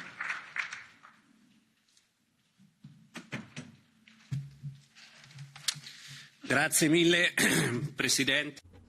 Thank you, President, President of the European Commission, President of the Council, High Representative. The cowardly attack of the Russian regime is showing Europe once again the ugliest images of its history, as was recalled by President von der Leyen 30 years since the war in the Balkans. Once again in 2022 we're talking about a war in Europe. Our support and our extraordinary admiration goes to the Ukrainian people, these people who are tenaciously defending their freedom and their sovereignty when faced with an unacceptable attack. It's great to see unanimous criticism of the attack, and it's great to see that perhaps for the first time European Union institutions have firmly and rapidly responded to an emergency situation. Everyone's recalled the sanctions package that has been launched, and in terms of size, length and impact, it is unequalled in European history. The approach and the unity with which the European institutions have moved are unprecedented. Support for the Ukrainian people needs to be total, and we need to ensure that we have peace as soon as possible, a peace which restores the territorial integrity of Ukraine. But at the same time, as some of you have recalled, we also need to look at the fact that the 24th of February has changed our history. There's going to be a before the 24th of February and an after the 24th of February. And we have to look at what our errors and mistakes have been in the past. What has led to us being unprepared for a post-February the 24th period. Russia isn't the only authoritarian regime that is threatening the global order, and that's something we need to note. So let's try and look at these errors that we've made. We've several times mentioned our dependence on Russia in terms of energy, gas, oil, raw materials. And they're also a market for our goods. But this dependency was our political choice. We chose not to use our own energy resources and to buy them from Russia or elsewhere instead. Europe is not a country, well, an area, excuse me, that is poor in energy resources. That's something we've chosen to be. Let me give you an example. In the 1990s in Italy, we were producing 20 billion cubic meters of gas a year. Today we produce 3, not because gas in Italy has run out, but because we've decided not to use it. And on sanctions, as we've said, this package is unprecedented. But we have to be clear, it's going to have an impact on our economy as well. And let me take up what our colleague Mr. Lamberts has said. We've had 2 years of pandemic, we've had an unprecedented economic crisis, and we can't have the consequences of these sanctions weighing on our businesses and on our citizens. So I hope that the Commission will act quickly once again to ensure that this doesn't happen, to ensure that our businesses and our citizens receive the appropriate support. Let me conclude just with a couple of comments. Firstly, what we've seen happen with Russia needs to be a lesson for the future. There's another non-liberal regime that's threatening the West, and that is China. Let's not make the same mistakes with China that we made with Russia. Let's reduce Europe's dependency on China. That is crucial. My second point is more personal in nature, and with this I will conclude. These are times of history in which politicians are split between the great and the less great. In my country we say men and small men. And once again I note that unfortunately at this time some people in this Parliament wanted to see themselves recalled as small men. They prevented my political group from fully supporting the resolution that we're going to be voting on. And this is something that is a small gesture that doesn't damage my political group, doesn't damage others. I think it damages this institution, which could have assumed a unanimous position. Thank you. I give the floor next on behalf of the ECR group to Mr. Legutko.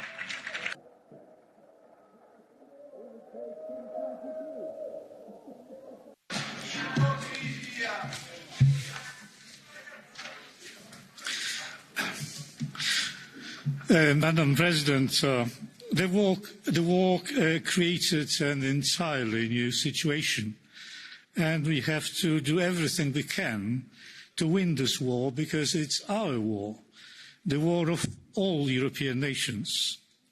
Once Putin decided to go ahead with the invasion, it became clear he is determined to subdue Ukraine and will not hesitate to resort to the extreme measures. It was he who once said, let me remind you, that the collapse of the Soviet Union had been the greatest geopolitical tragedy of the century.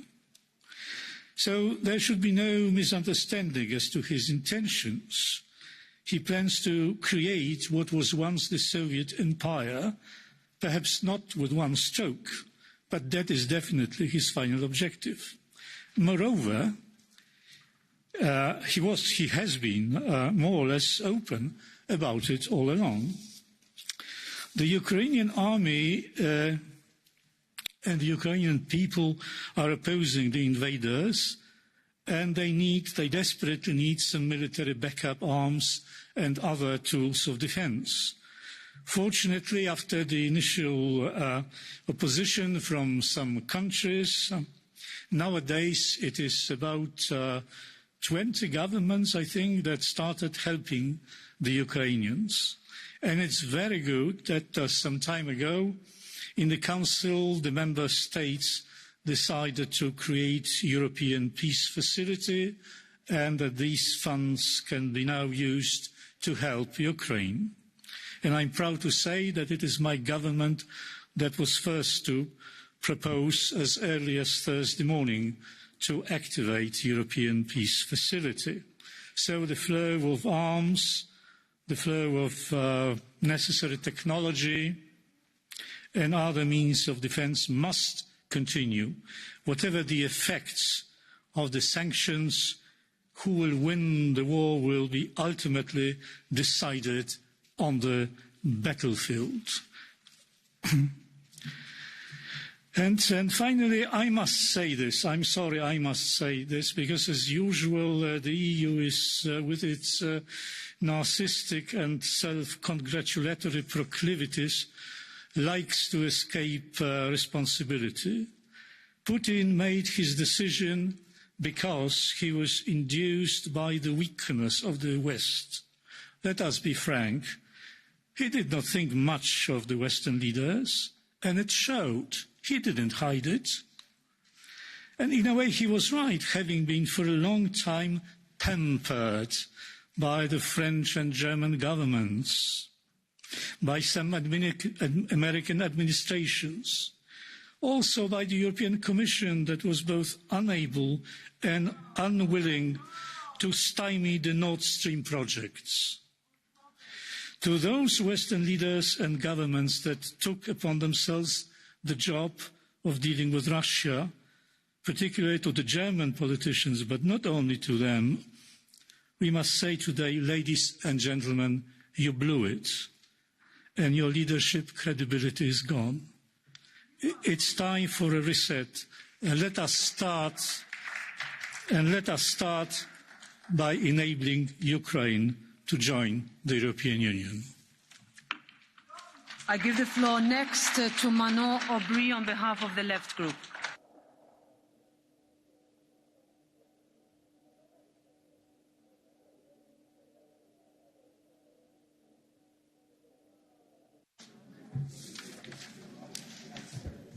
Madame la Présidente. Madame President of the European Commission, war has come back to Europe. I am part of the generation that was born after the Cold War that did not know this clash of the big powers. I have been told since childhood that Europe is peace. However, the ghosts of the past are coming back to haunt us. War is back. And let me say very clearly, Vladimir Putin is entirely responsible, and today he has blood on his hands.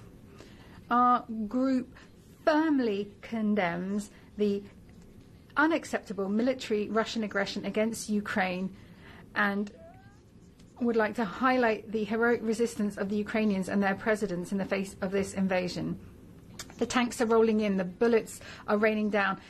Terrified civilians are trying to find shelter, whether in the underground or on the road to exile, and it's those people I'd like to think of first and foremost. The Ukrainians need to know that we are not going to abandon them. Let me say to President Zelensky that I very much thank him for taking the time today to speak to our parliament. Democracy and freedom, those things that his people are fighting for, these are our values too. They are the antithesis of Putin. We need to urgently send humanitarian assistance without any conditions. We need to take in refugees without any distinctions of the colour of skins, with no arguments. The humanitarian crisis is also geopolitical. Putin wants to take us into a world of chaos and brutality where the strongest prevail. And I say this very seriously. Colleagues, President von der Leyen, President Michel, we cannot accept to become part of this terrible game and for Europe to become a battlefield. I warn you, colleagues, against becoming involved in military one-upmanship and an arms race that would turn our continent into fire and blood. As Jean Jaurès rightly said, you cannot wage war to end war. The European Union must, however, defend at any cost the only really valid objective, and that is peace and de-escalation. Strong and targeted sanctions have been taken, but for some of them, how will they be truly applied when there is still impunity for tax havens which hide the wealth of Russian oligarchs? we need to tackle tax evasion and criminality at an international level. We should be clear, these economic sanctions can only last so long. The people will feel the consequences through price rises that will have to be compensated. We all know that the only really sustainable option is diplomacy. All of our efforts have to be focused on obtaining a ceasefire and seeing the withdrawal of Russian troops. The path to peace is difficult, but it is the only reasonable path we have. NATO, a military alliance, a legacy of the Cold War, is not the solution. NATO does not judge on world peace. That is the United Nations. The place to discuss the security of the continent is not NATO, it's the OSCE. The Ukrainian president has talked about ways to move forward. For example, a statute of neutrality protected by the United Nations. We should support this possibility. I don't want to lie to the citizens. There is no miracle solution. But I do have a very firm conviction.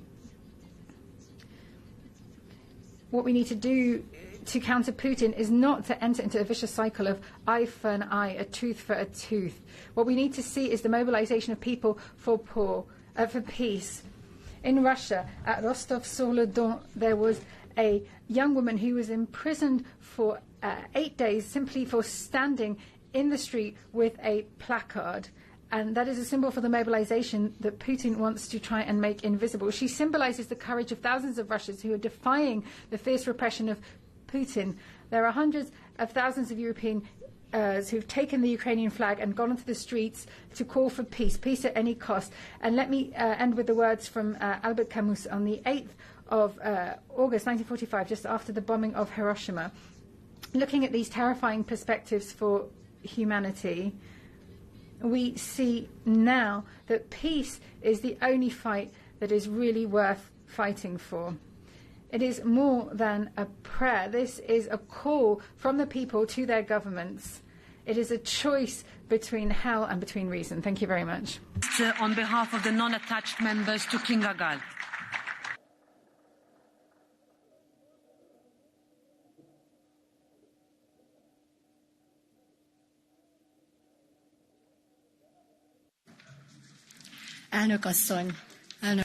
Madam President, Mr. High Representative, until last night, more than 90,000 refugees arrived to Hungary. This is the biggest humanitarian program in Hungary in history, and we are trying to help everybody who wants to come to Hungary. Everybody is welcome, everybody will be helped, irrespective of which part of Ukraine they are coming from and irrespective of their ethnicity. The entire country has been mobilized to help them. The military aggression, we fully condemn the military aggression against Ukraine. And we stand for the territorial integrity of Ukraine and the sovereignty of Ukraine. We are in favor of united European action, and we also are in favor of Ukraine's candidate status.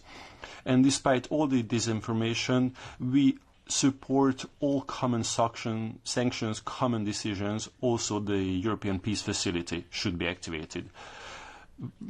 We must not let ourselves be drawn into this tragic war just on the other side of the border. Ethnic minorities are even more vulnerable in war than in peace times. We must pay attention to the security of the ethnic Hungarian community in Transcarpathia. We need calm, we need wisdom, and we need the two parties to engage in talks again. We need to restore peace in the neighborhood, and we must help Ukraine in any way we can. Thank you. Danke, Frau Kollegin. Thank you very much. Now the next speaker is Mrs. Juncker-Cecena. Ukraine signed in their blood the EU membership. I myself must apologize the Ukrainians and all others that I was too weak to convince my friends in the West in time that Putin is a major threat And then the biggest provocation is not our NATO or EU memberships, but not being invited in joining NATO and the EU. But today there are no more Eastern or Western Europeans. There is only our joint responsibility for the European continent. I want to turn to the Russians. You also can stop the war criminal Putin. I understand that you yourselves are imprisoned and poisoned with lie. But join us nonetheless. The Ukrainians are dying for you also, for a free Russia. Some human being in the Kremlin must act too, to isolate this war criminal with a nuclear button in his hands. Those MEPs who went to the occupied Crimea must now go to Putin and stop him. Ukrainian blood binds you. We are witnessing the beginning of an end for Putin. When that end will come, I cannot tell you. I only know that we must do all that is in our power to bring it closer.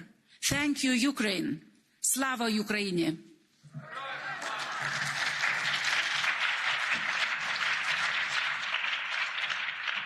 Danke, Frau Kollegin.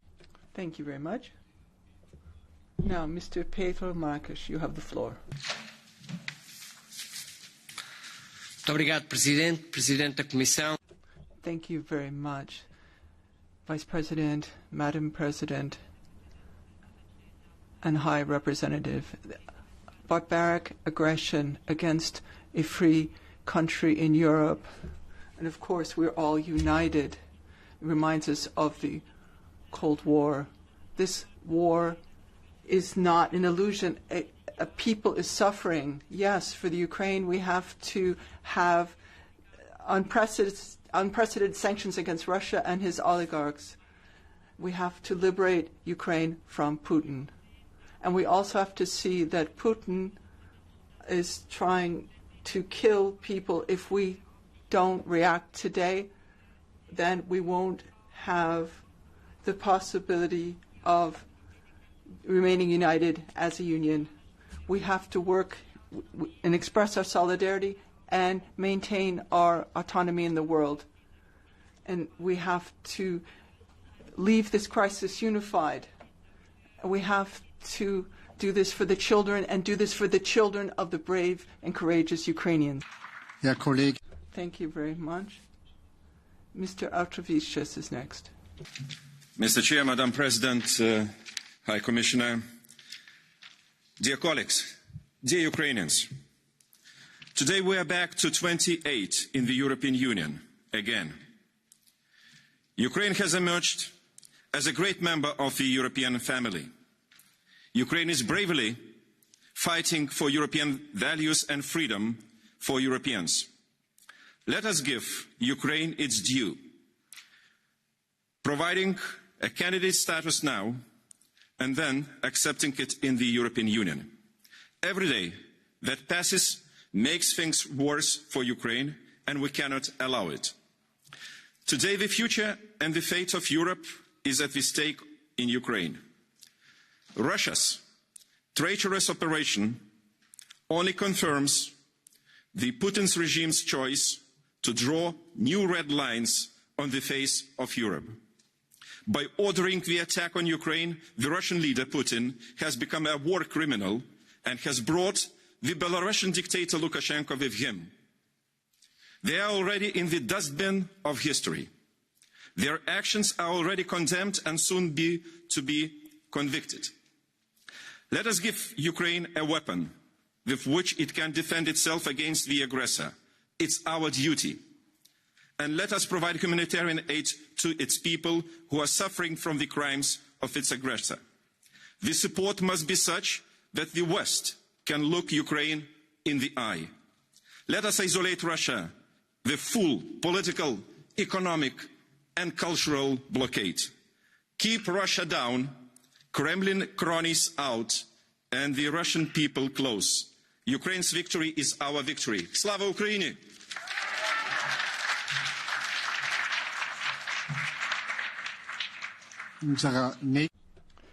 Next speaker, Mr. Sergei Legutko. Slava Ukraine! We did not ask for this confrontation. Ukrainians did not ask for this confrontation. Ukrainians didn't spread hate. Ukrainians didn't dream of empires. Ukrainians did not dictate their neighbors what policies to follow and which alliances to join. Ukrainians did not occupy, did not annex, and did not blackmail. Those actions came from Moscow. And my heart is bleeding when I say those words. But Ukrainians, all they want is to live a free life in a free country. This is not much to ask, but this is a lot to defend. And this is why it is our European moral imperative to help Ukrainians with refuge and money, but yes, also with military equipment, to help them defend their own choice, to help them save their children, their families, their loved ones, the loved ones who take arms and walk to battles, help them to return. And yes, this is why we have no other options than to put a clear alternative in front of President Putin. Either you stop this war now, or you will have to bear the consequences that will be devastating. We did not ask for this confrontation. You did.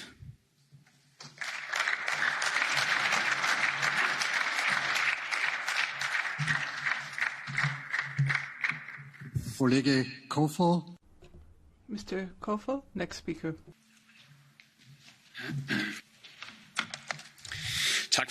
Thank you very much, Vice President. Russia has to be hit by the hardest sanctions. We have to send weapons to Ukraine. We have to send money. We have to send humanitarian aid. And we have to receive those poor people who are forced to flee Ukraine, who are now arriving in our home. We have to say no to Putin's regime. And we have to demonstrate that the aggression that Putin has demonstrated towards a peaceful neighbor is unacceptable, that this action we will respond with serious consequences, and the Kremlin's terror will never be tolerated by the free world. The free world can only be on the side of Ukraine. I love Europe because of its diversity, and Ukraine is part of Europe. The people who are fleeing from the Ukraine, they are Europeans, and they are part of our European family. The Ukrainians are being attacked by Putin, and so therefore we should demonstrate our friendship and help. Dictatorship can never succeed, and Putin will never have enough. Right now, it's impacting Ukraine. In the future, it could be affecting other European countries. We have to say stop. We have to stand up, and we have to be alert and ensure every country's right to determine on its own destiny. We have to be prepared to defend ourselves against any tyrant who will attack us with terror and war. We need strength in NATO, and we need larger defense budgets. I support this resolution. Thank you very much. Danke. Thank you very much. After the cleaning is Mr. Fitta. Grazie, Presidente. Presidente. Thank you, President of the Commission. This is an unacceptable tragedy. What's happening in our continent, in front of our eyes, just a few kilometres away from our borders, is an attack being carried out from the Russian Federation on the territorial integrity and sovereignty of a democratic country. The images that come from Ukraine show that the attack is indiscriminate and unacceptable, but also show clear violations of international law. We need to act to put an end to these actions which are aimed at women and children, civilian populations. This is not war, this is barbaric, and those who are responsible need to be judged for their actions. These are barbaric actions against the Ukrainian people. We salute their bravery and their resilience.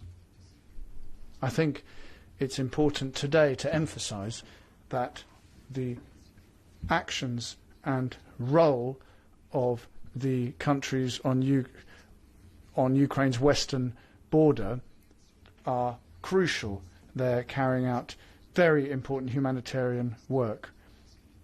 We need to work together with NATO and other countries across the globe in order to defend the values of freedom and democracy.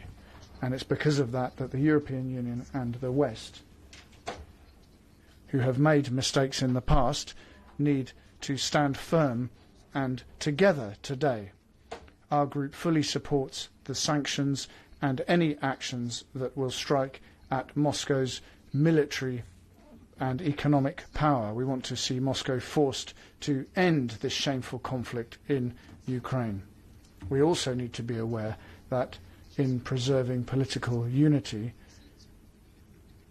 we need to work hard to ensure that public opinion is with us, and the people of Europe are going to suffer, given that this is coming on top of the pandemic and economic crisis. So we need a fund to provide funds to citizens who are struck by these sanctions. Thank you. Okay. Thank you very much. The next speaker is Mrs. Villanueva Ruiz. Gracias, Presidenta. Thank you very much, President. Let me say that we firmly condemn the invasion by Putin, and we want to show maximum solidarity to the victims in Ukraine in these very difficult times. It's also important to remember that today there are extreme right groups in this chamber who are allies of Putin and who have helped finance and work for the destabilization of Europe. And this is not something we can continue to hide. Europe needs to act firmly and with the objective of building peace. The priority has to be to stem the loss of human lives. This conflict cannot be used to further other interests. We need to foster spaces of international dialogue. We need to use all the tools we have at our disposal to promote that dialogue. We know that that is the only way to end this terrible tragedy. Let us not repeat old errors and see military escalation, which will lead to years of pain. This is the moment to be involved in politics and show that Europe is up to this challenge. Peace is the only objective. Thank you very much. Danke, Frau Kollegin. Thank you much indeed. Now I'll give the floor to Mr. Castaldo. Thank you, Chair. Today, we are not simply condemning an unjustifiable aggression. Today, we stand up united in this House to face the criminal invasion of an authoritarian regime against international law, our principles, our values, therefore against all of us. Putin's cynical bet assumes he would quickly overthrow the Ukrainian democracy with his divisions on the ground, but also brings other divisions, no less dangerous, through propaganda and fear within our countries among our peoples. Our bond and duty is to make sure that it will fail, with our resolute support to the heroic resistance in Ukraine and its official recognition as EU candidates, and with the immediate adoption of a new solidarity package based on common European bonds. We must immediately support also our companies and families who will suffer the dire consequences of the dutiful sets of sanctions aimed at bringing Moscow to the negotiating table. This is not the war of all the Russians. This is a crime perpetrated by a tyrant and his accomplices. Thousands of citizens are bravely taking to the streets to shout their clear no, risking their lives to oppose his imperialistic ravings. They deserve our full support. This existential threat is a crucial moment in our history and calls for exceptional efforts if we really want to protect peace, democracy and our common destiny. Sometimes it takes courage to grow up and become who we really are. Slava Europa, Slava Ukraina.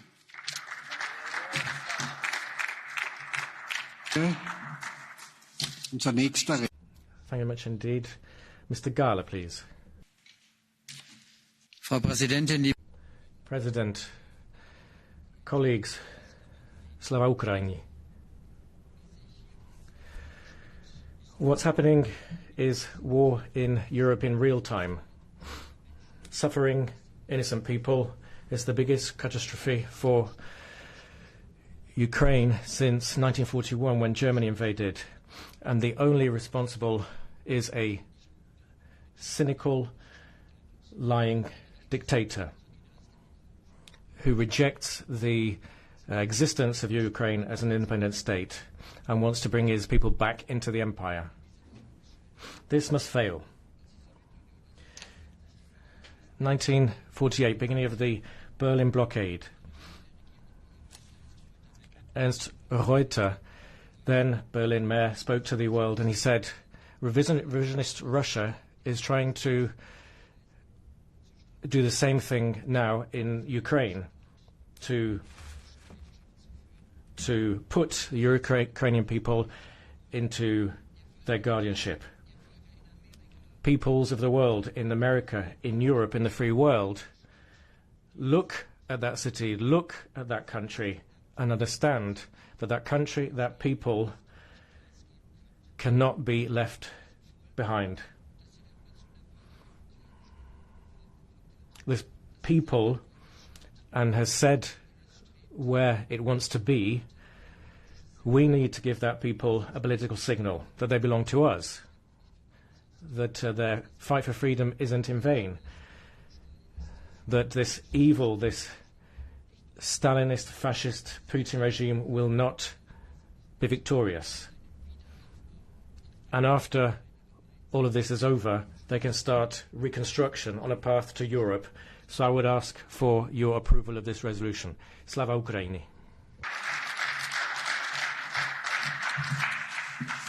Thank you very much, Mr. Gahler. Next we have Mr. Piccola. Thank you. Yes.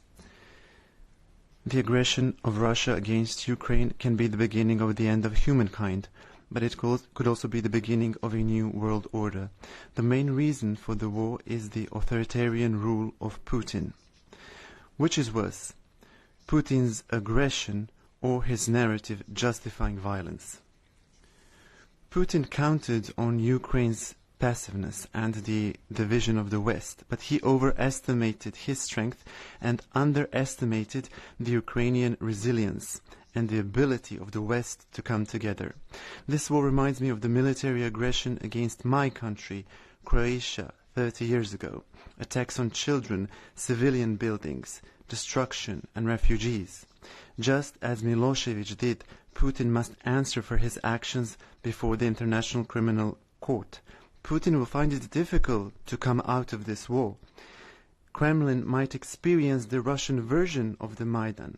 History has shown that dictators can be vanquished, but it is equally important to eliminate the circumstances leading to their rule. Ukraine will bleed, but Putin's Russia will bleed out. Glory to Ukraine and Slava Ukraini. Next we have Nathalie Loiseau.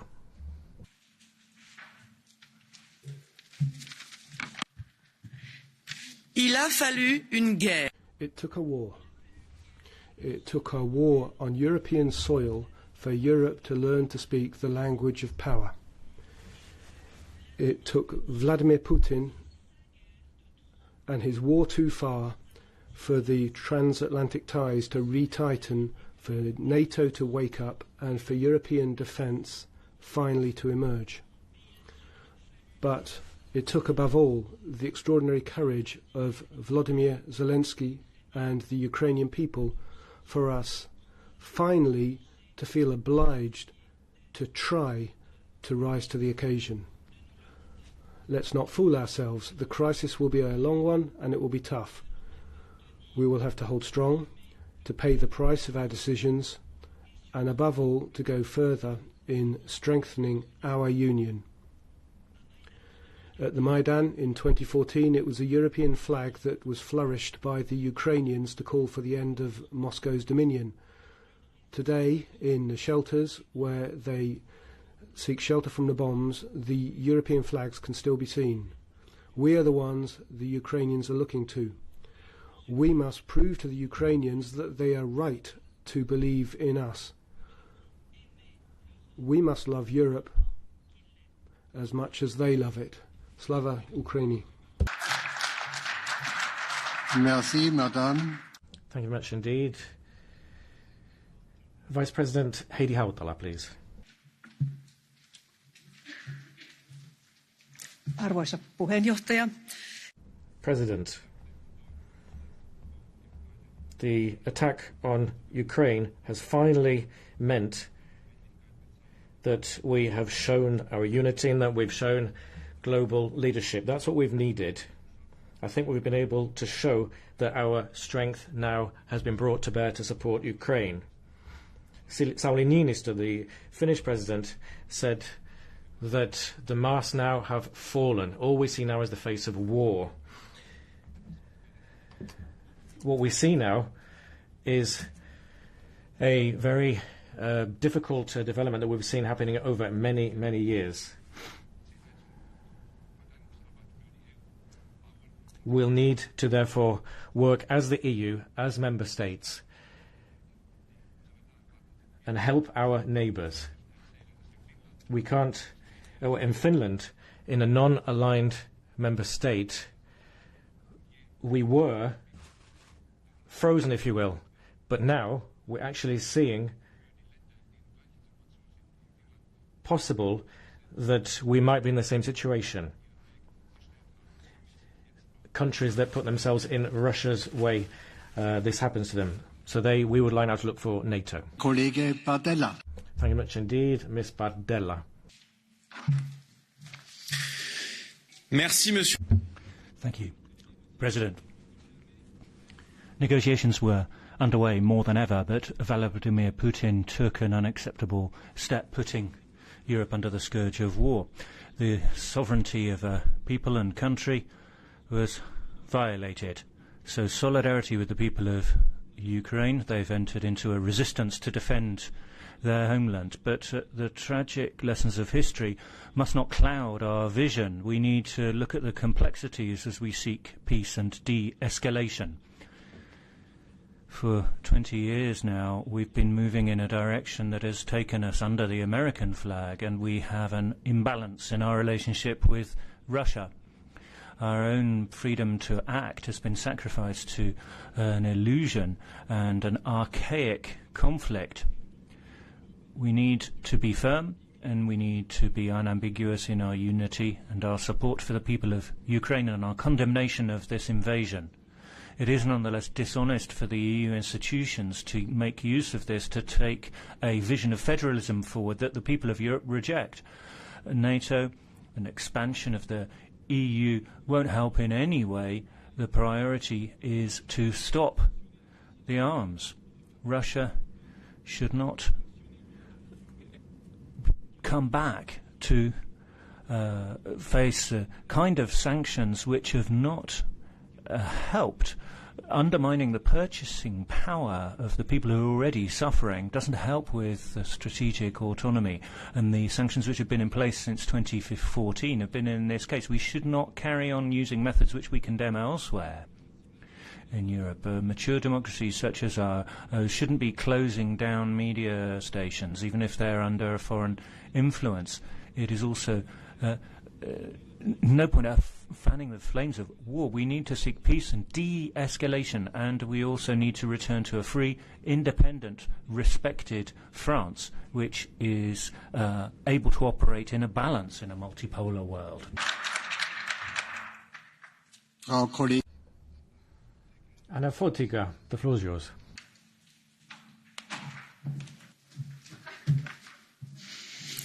Thank you, President.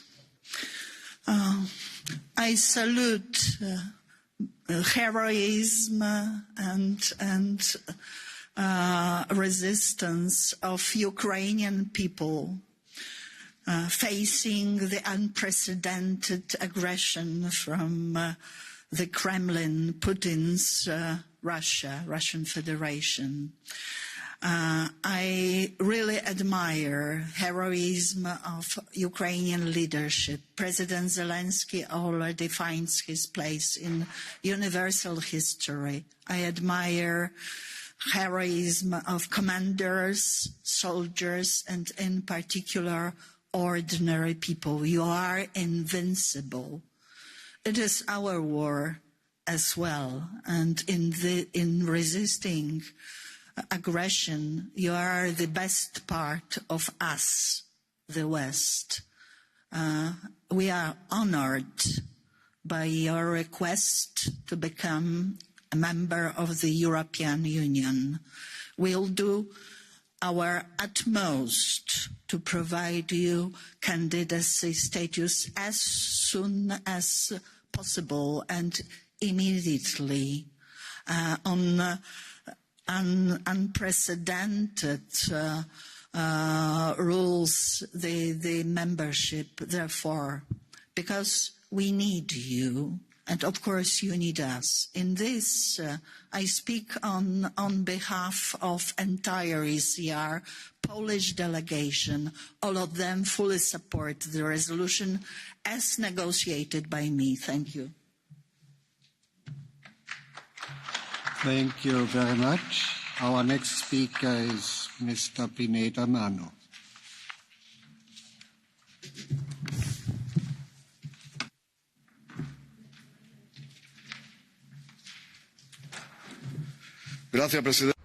Thank you, President. We condemn the Russian invasion of Ukraine. No nuances. Not 8 years since Donbass. We've seen impunity of the various assassinations by these gangs of Nazis.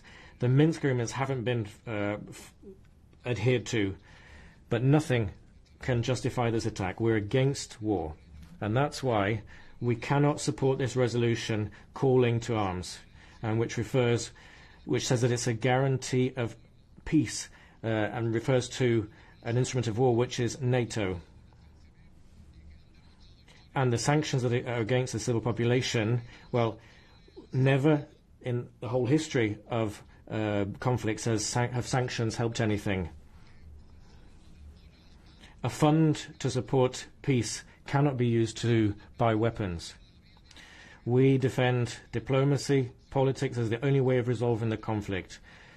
We defend the sending of humanitarian aid and opening the borders for those refugees from that war.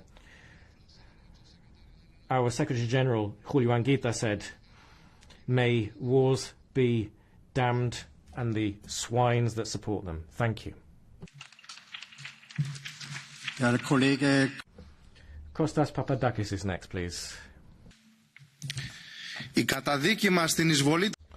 Our condemnation of the capitalist aggression of Russia combines with the condemnation of the war crimes of the US, NATO and the European Union against the peoples of Yugoslavia, Afghanistan, Iraq, Syria and Libya. The imperialist competition for spheres of influence and natural resources led to the capitalist war, which is paid with human lives and poverty. All this 30 years after the capitalist restoration of the Soviet Union, that socialism made it for people to live in equity for decades. Now, armaments are paid by the people, and this leads to escalation of the imperialist war, with deep intervention of Greece through NATO bases.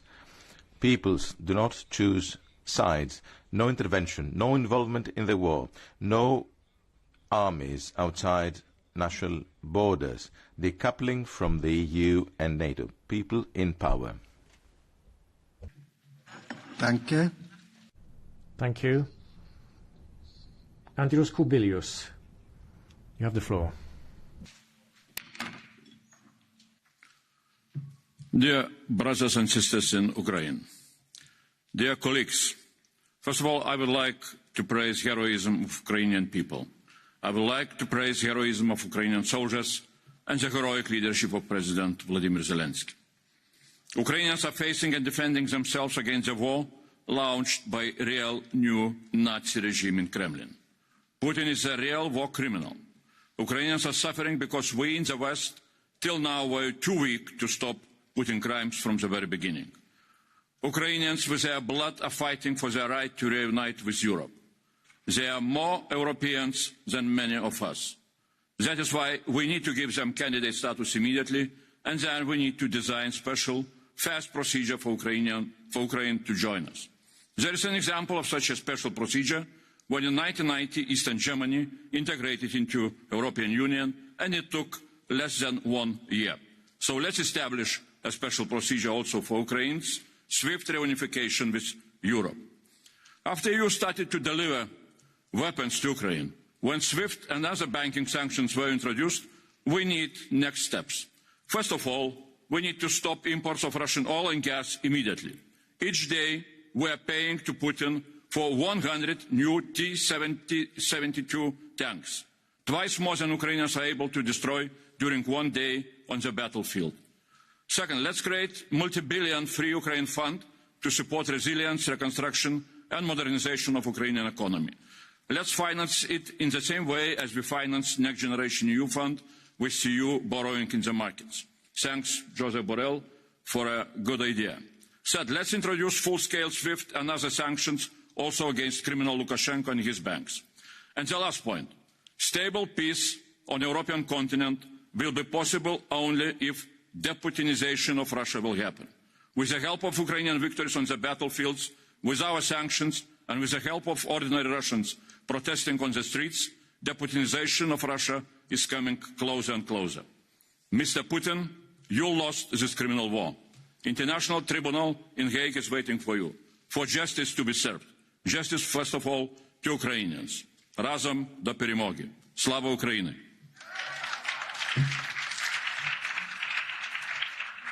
Thank you, Mr. Kubilius. Mr. Sven Mikser, please. Colleagues, I am proud at how strong and united we are today, but we have to be honest. We have been painfully slow and painfully late waking up to the true nature of Putin's Russia. I hope that today we finally truly understand the urgency and the existential nature of the current situation. If we do, it is imperative that we support Ukraine in every way possible without holding anything back. This includes lethal defensive equipment, economic and humanitarian aid, help to the refugees, and yes, also launching an honest and accession process for Ukraine to join our union. Regarding sanctions on Russia, for as long as the criminal ideology of Putinism remains in power in Russia, we have to go beyond punishing individuals and take the strategic decision of systemically weakening Russia's economy and industrial base. This is in our vital security interest. Yes, sanctions hit ordinary Russians too, and they are not our enemies. But let's admit it, it is primarily the responsibility of the Russian people to make sure that their mad Tsar cannot kill innocent people abroad. We should fully expect, and when possible, encourage the Russian people to take that responsibility seriously. Slava Ukraini.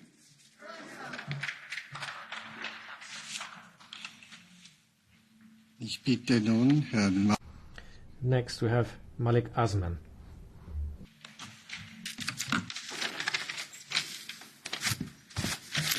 Thank you, President.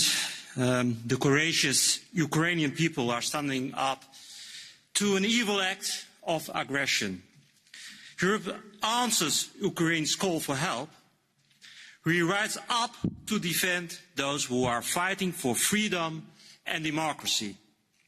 The EU is showing unity, and we are finally showing that we are not just a soft power. We are crippling Russia's economy, isolating Putin's regime, and reinforcing Ukraine's defense. But this is just the start, and we have to do more by excluding more Russian operators and banks from SWIFT, by blocking the Russian Central Bank's use of Western currencies, and we should even consider blocking Russian ships in our harbors, and more. Also, we have to increase our support for Ukraine's economy and defense with money and weapons. My message to the Ukrainian people Europe stands with you. Slava Ukraini. Danke. Thank you very much. Mr. Yannick Jadot, please. Monsieur le Président, chers collègues. President, colleagues, at this very time in the streets and in the houses, the Ukrainians are heroically defending freedom. They're defending their democracy, their territorial integrity. They are for Europe as a whole. They're doing this for peace, security and democracy on our continent. So yes, let's massively sanction Putin and the oligarchs and immediately incorporate Belarus into those sanctions. Yes, of course, let us militarily support the resistance in Ukraine. Yes, let's recognise the candidate status for the European Union of Ukraine, and let's exclude Russia from the entire international community and launch a major investment plan for climate and energy security to create renewable energies at the heart of the plan, because they are the energy of peace. And let's get out of the political complicity that is killing democracy and killing the climate. Let's act now. Let's be proud of Europe alongside the resistance, the heroic resistance of Ukraine. Slava Ukraina. Thank you.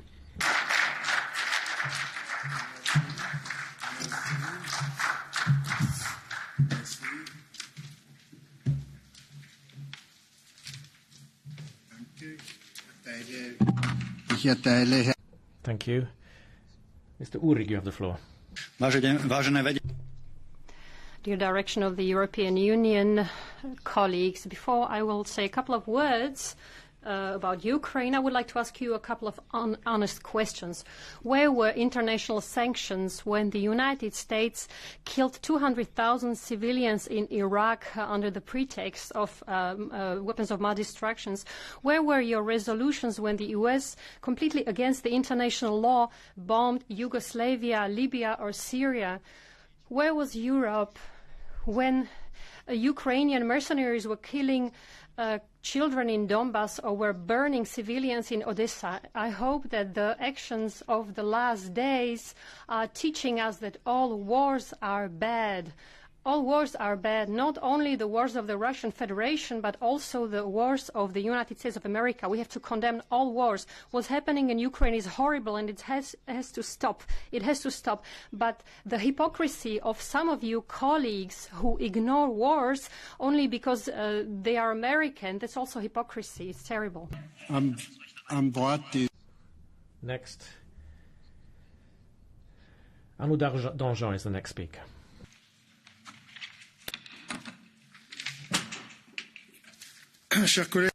Colleagues, the events we've seen affecting all of the rules in such a brutal fashion, against all rational thought, we've seen deliberate aggression, brutal aggression against a free, sovereign European nation. And Vladimir Putin is the only one that to be blamed. By doing that, he underestimated what the Ukrainians could do. He underestimated how they felt about their independence. That's what all autocrats think. He underestimated the reactions from Europe. Ukrainian resistance is admirable, and it needs our 100% support. We're very happy that Europe has taken its responsibility, shouldered its responsibility, but dissatisfaction, working in unity, that shouldn't affect our lucidity. This terrible war will last. The aggressor may actually win militarily, even though it has a lack of morality. Let's not forget either that given there is war in Europe, and we've had wars since 1945 in Europe, we've seen already that Europe believes that it's ready to deal with these wars.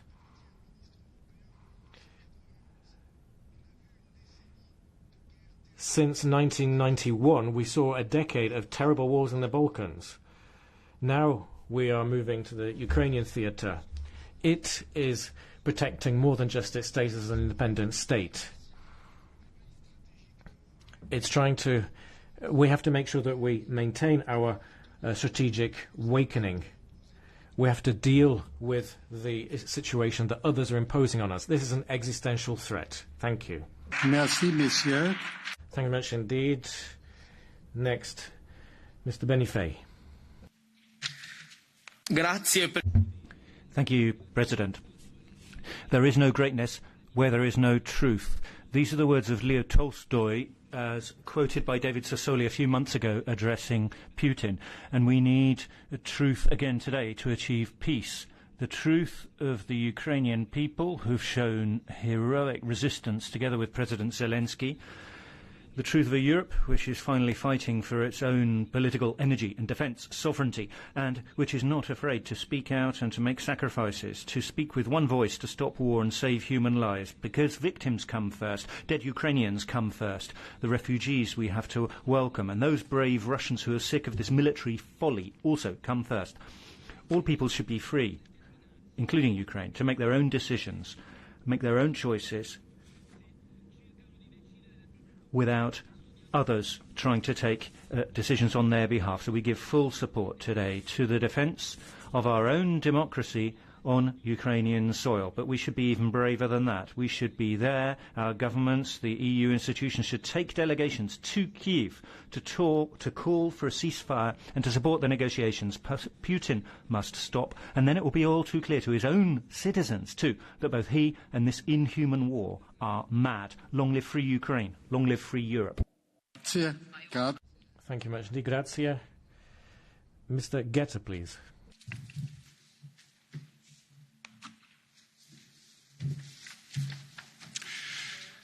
Vous avez perdu, Mr. Putin, and destroy and to cause mourning and suffering, but you have already lost because you cannot rebuild empires. Believe a Frenchman, and that absolutism will not last either. Believe a Frenchman again. Now, Ukraine is resisting heroically and magnificently and will do till its righteous victory. The Union has tightened its ranks now, that now is taking the hoped-for step to a political union, and you've brought the two sides of the Atlantic together. So you've lost, no longer believe you, and will not accept you going to massacre their Ukrainian cousins. You're just a war criminal, Mr. Putin. You're also an absolute menace to your very own country that you have led into a corner against its wishes. Long live peace, long live Ukraine, long live freedom, Mr. Putin. Yes. Thank you very much. Bevor wir die Aussprache fortsetzen. Before continuing the debate, I'm now going to give the results of the first round of voting from the day. Please be understanding of that to the next speakers. So the results of the voting round are as follows. On the amendments on Russia's aggression against Ukraine, paragraph 1 adopted, paragraph 2 adopted, paragraph 3, amendment 4 rejected, paragraph 3 accepted, amendment 5 accepted, 22, 23, 24 rejected, amendment 7 adopted, 29 part 1 adopted, 29.2 rejected, amendment 29 part 3 adopted, paragraph 15 part 1 and part 2 and part 3 and part 4 adopted, amendment 8 adopted, paragraph 16 amendments part 1, 2, 3, 4 and 5 fall. Paragraph 17 adopted. After Paragraph 17, amendments 13, 14, 15, 16, 17 adopted. 15, 16 and 17 rejected. Paragraph 18, Part 1, Part 2 adopted. Paragraph 19, Amendment 9 rejected. 19, Amendment 12 and 1925 adopted. On paragraph 19, parts 1, 2, 3, 4, 5 and 6, they fall. Paragraph 20, part 1 adopted. Paragraph 20, part 2 adopted. 21 amendments on part 1, 2, 3, 4 adopted. Paragraph 22, part 1 and part 2 adopted. On 23, 1, 2 and 3 and amendment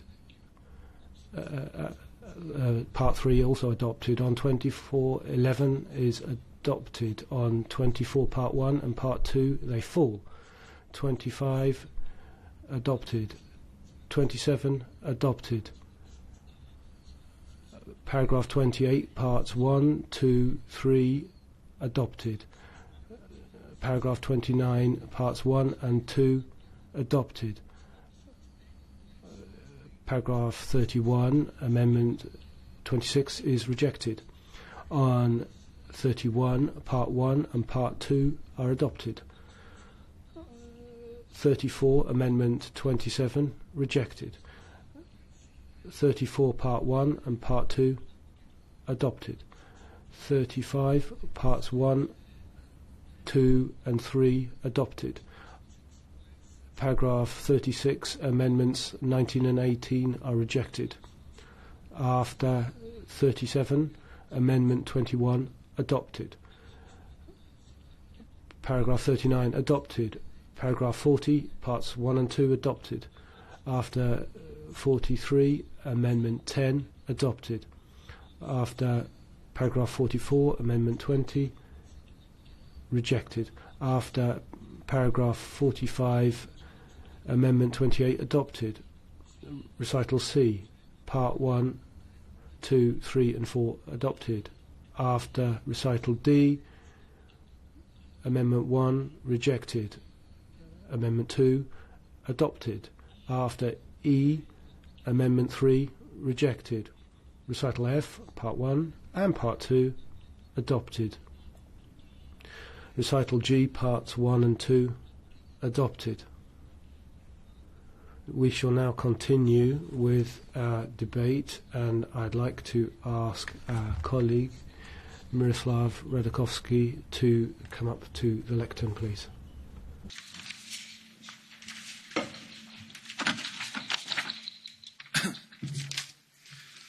Vážení kolegovia, Dear colleagues, I am the only deputy from the European Parliament that comes from Eastern Slovakia. My friends and relatives close to Ukrainian border offer great help to refugees running from the war, and they really condemn this war between two Slavic nations. The Slovak Parliament also condemns the unjustified Russian invasion in Ukraine and calls for immediate stop of this aggression. Slovak Republic has offered the Russian and Ukrainian representatives as Bratislava for peace talks. Slovak Republic does not agree with the new independent countries, so Slovakia does not also prove the Kosovo status, because this was also with the help of foreign troops. I believe that in the near future there will be peace between two Slavic brothers, Ukraine and Russia, and we will do everything so that it will be this way. Thank you. Thank you, and I now give the floor to our colleague, Mr. Halicki. Szanowni Państwo, ladies and gentlemen, children have been killed, women have been killed, towns have been destroyed, people there are fighting for us, for freedom, for their freedom, but also for our values, European values, democracy. They're fighting for us, for Polish people, for Lithuanians, for you, ladies and gentlemen, in Western Europe, for all Europe to be able to enjoy security. They need weapons, that's obvious. But we can give them a lot more than weapons. We can give them a guarantee that once, thanks to those weapons, they've reconquered their freedom, they can live in peace in our family, in this European family. And that should be happening as soon as possible. Without looking at the procedure, we will find a way of implementing that dream. But let's be careful as well. Let's not make mistakes. If we want to suspend Nord Stream 2, why not suspend Nord Stream 1? We need to cut the head off Mr. Putin's mafia. We need to make sure they have no revenue. They should be there in The Hague International Tribunal for war crimes. And we should put our hand out today to everybody dreaming of peace. That's the sort of Europe we want. Europe living united and in peace. And anybody against that is working for Putin. Didn't start yesterday, this war in Ukraine. In 2008, let me just remind you, Russia attacked Georgia, Moldova, Transnistria. Blood was shed then as well. So we have to be supporting those in Russia who are fighting for peace, for Mr. Navalny. Long live free and democratic Ukraine. Thank you. Mr. Jenskaya, you are the next one.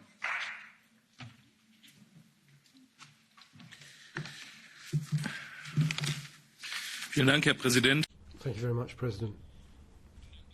I'm grateful for this special sitting because it provides an opportunity to express what the political message of the day must be. We condemn the breach of international law committed by Putin ordering the invasion of a peaceful neighbouring country, and that's the resolution that we tabled as the SPD, and we emphatically support it. Schultz is right, this is Putin's war, and we are protesting against him, not the Russian people. Our thoughts are with those people in Ukraine now who are fighting for their freedom, who are losing their lives, and who are fleeing to save their lives. Slava Ukraini. The EU and its institutions in this opportunity have shown that they can rise to the occasion, and there is an unprecedented resolve that they have demonstrated. The EU foreign policy therefore works only when member states want it. The sanctions are hitting hard. Many European politicians warned Putin about how costly an attack on Ukraine would prove, and that is being borne out now. Support for the refugees is continuing, and we are showing solidarity with the countries on the western border of Ukraine who are providing the first assistance. They are not standing alone. Our help for Ukraine and neighbouring countries require us to develop our policies further. How do we create security in a multipolar world? That question is one asked of us brutally by President Putin. We must find an answer. Thank you, colleague. And the next speaker is Mrs. Hilda Veltmans. High Representative, colleagues, Putin has got what he wanted. More NATO, more European unity, more Western determination. And he really wants a dirty war, Putin, against the West, and now is threatening with nuclear weapons. Everything is irrational. He's a warmonger. But let us not forget, colleagues, autocrats throughout the world are looking at what's happening, how we are going to protect our values, how they're looking at our reaction today, and that will decide which world we live in tomorrow. 24th of February, the world changed. Let's make sure that in this crisis we see a new Europe born, a strong European defence, a strong European army to defend our values, where we work together, we have a common asylum policy to be able to deal with the refugees from Ukraine. A Europe that is no longer dependent on Russia for the supply of its fuel. A Europe with European Solidarity Fund for all Europeans who are affected by Putin's war. That is the Europe that we need now. Long live freedom, long live Europe, Slava Ukraini. Danke, Frau Kollegin. Thank you. And the next speaker is the chairman of the Foreign Policy Committee of this Parliament, Mr. David McAllister.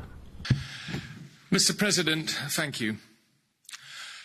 The Russian military aggression and invasion against Ukraine is illegal, it is unprovoked, it is unjustified. This is indeed a crucial and historical moment, the moment of truth, as Commission President Ursula von der Leyen pointed out. Too many times in the past, the international community has been blind in front of unfolding tragedies. Today, we as a European Parliament are sending a strong and a united message to the Kremlin that we stand with Ukraine in full solidarity. As chair of the Foreign Affairs Committee, I would like to thank the colleagues from the different political groups who drafted and negotiated this resolution, and I call on colleagues to vote in favour. I fully underline the very good arguments we have heard today. I want to add one point. Let us also strongly condemn the involvement of Belarus in this aggression against Ukraine. It was during last week's interparliamentary conference on the CFSP and CSDP in Paris that Svetlana Tsikhanouska made it very clear that the assault on Ukraine wouldn't have been possible if dictator Lukashenko wouldn't have had provided Russia the land and the infrastructure. The Lukashenko regime has assisted and enabled this Russian aggression. For this reason, the EU should apply further appropriate sanctions also on Belarus. Dear colleagues, the world will hold Russia and Belarus accountable for their actions. Thank you.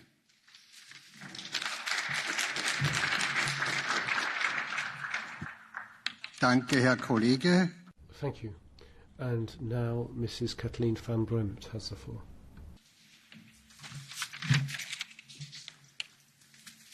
Thank you, Sejourne.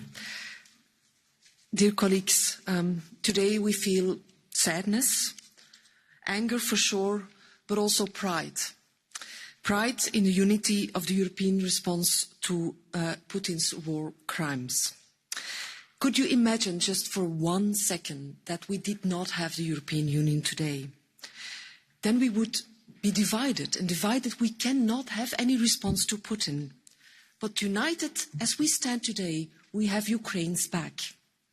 Mr. Zelensky, I know you have other things to do, but you know we have your back.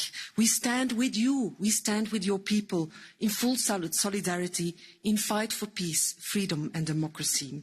And it is clear Putin will only listen to clear messages. So we need to use this clear language. So therefore, I think it's important that we stop buying gas from Russia. We need to cut up from that gas. It's at a high price, but it is doable. And if we do not pay the price today, we will be presented with the price tomorrow. And President Zelensky was right. He said this is the crisis of freedom and democracy. Well, dear colleagues in Europe, let's take this fight and stand up for our values. Thank you very much. Merci, Madame. Herr Kollege. Thank you, Mr. Ilan Kyuchuk.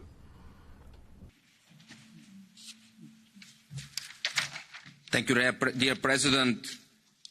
Dear colleagues, we have a war in Europe on a scale and of a type we thought belonged to the history books. And let me be clear, this is not the war of Russian people. This is the Putin's war. Putin's regime is the one to blame for waging the war, killing civilians, destroying countries' infrastructure. Putin has attacked democratic values and European aspirations of the people of Ukraine. But the brave Ukrainians stood up strong. and they deserve full-fledged support. Colleagues, it's time to be on the right side of history and to grant Ukraine with candidate status. Dear Ukrainians, we will not let you go. I'm sure that the white will win over the dark. We are with you, the brave people of Ukraine. Slava Ukraini. Danke, Herr Muresan. Thank you, Mr. Muresan. You are our next speaker.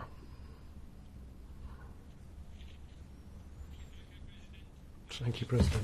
Now is the time for actions and clear words, so I will say 4 things very clearly. We can only live in safety and security within the borders of the 27 member states of the Union if we are surrounded by countries which are safe and stable in our neighbourhood. This is why defending Ukraine means defending the European Union. We have to provide all support that we can to Ukraine, including financial support, and here we, the European Parliament, have a big role to play. We say very clearly we are ready to spend EU money to support Ukraine and to rebuild Ukraine. We are ready to spend EU money for defence. We are ready to spend more for democracy in Ukraine and everywhere else where needed as well. Secondly, when people in Ukraine say they want to join the European Union, our answer is yes, you are welcome. Ukraine belongs to Europe. Ukraine belongs to the European Union. This today we say with the very large majority of pro-European members of the European Parliament. We know there is still a lot to do until membership. Many difficulties to overcome.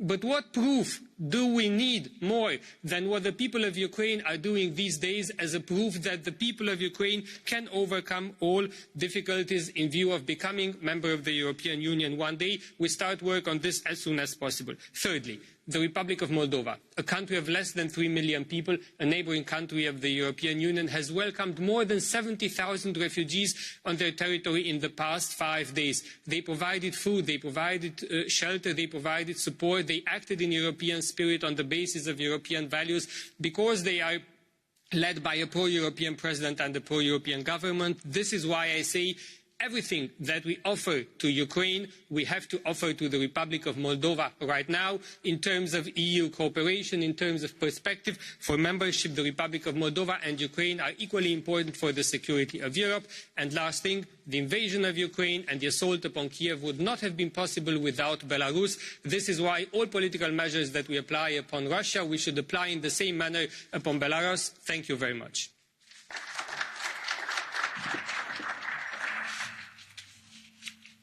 Danke vielmals. Zu Wort gemeldet. Thank you, Mr. Robert Biedron.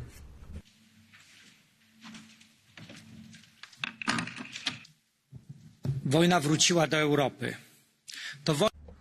War has come back to Europe. And this is a war between two worlds, authoritarian world and our world, where we want peace and democracy. It's a war perpetrated by Putin, and the heroes of the war are the Ukrainians, men and women. It's not just about aggression against Ukraine, it's aggression against the whole of Europe, all of our dreams of peace and our peaceful ambitions. That's why today we should remember that Europe will never be at peace until Ukraine is at peace. Ukraine is part of Europe. It's a moment of hope for millions of Ukrainians who are placing that hope in the EU. We should be opening our doors wide for Ukraine before Putin closes his on them forever. I would ask every member here, every lover of democracy, to show their support for Ukraine. They're fighting for their freedom, ours and theirs. Slava Ukraini. Zu Wort gemeldet hat sich Herr Cioloș Dacian. Mr. Dacian Cioloș has the floor.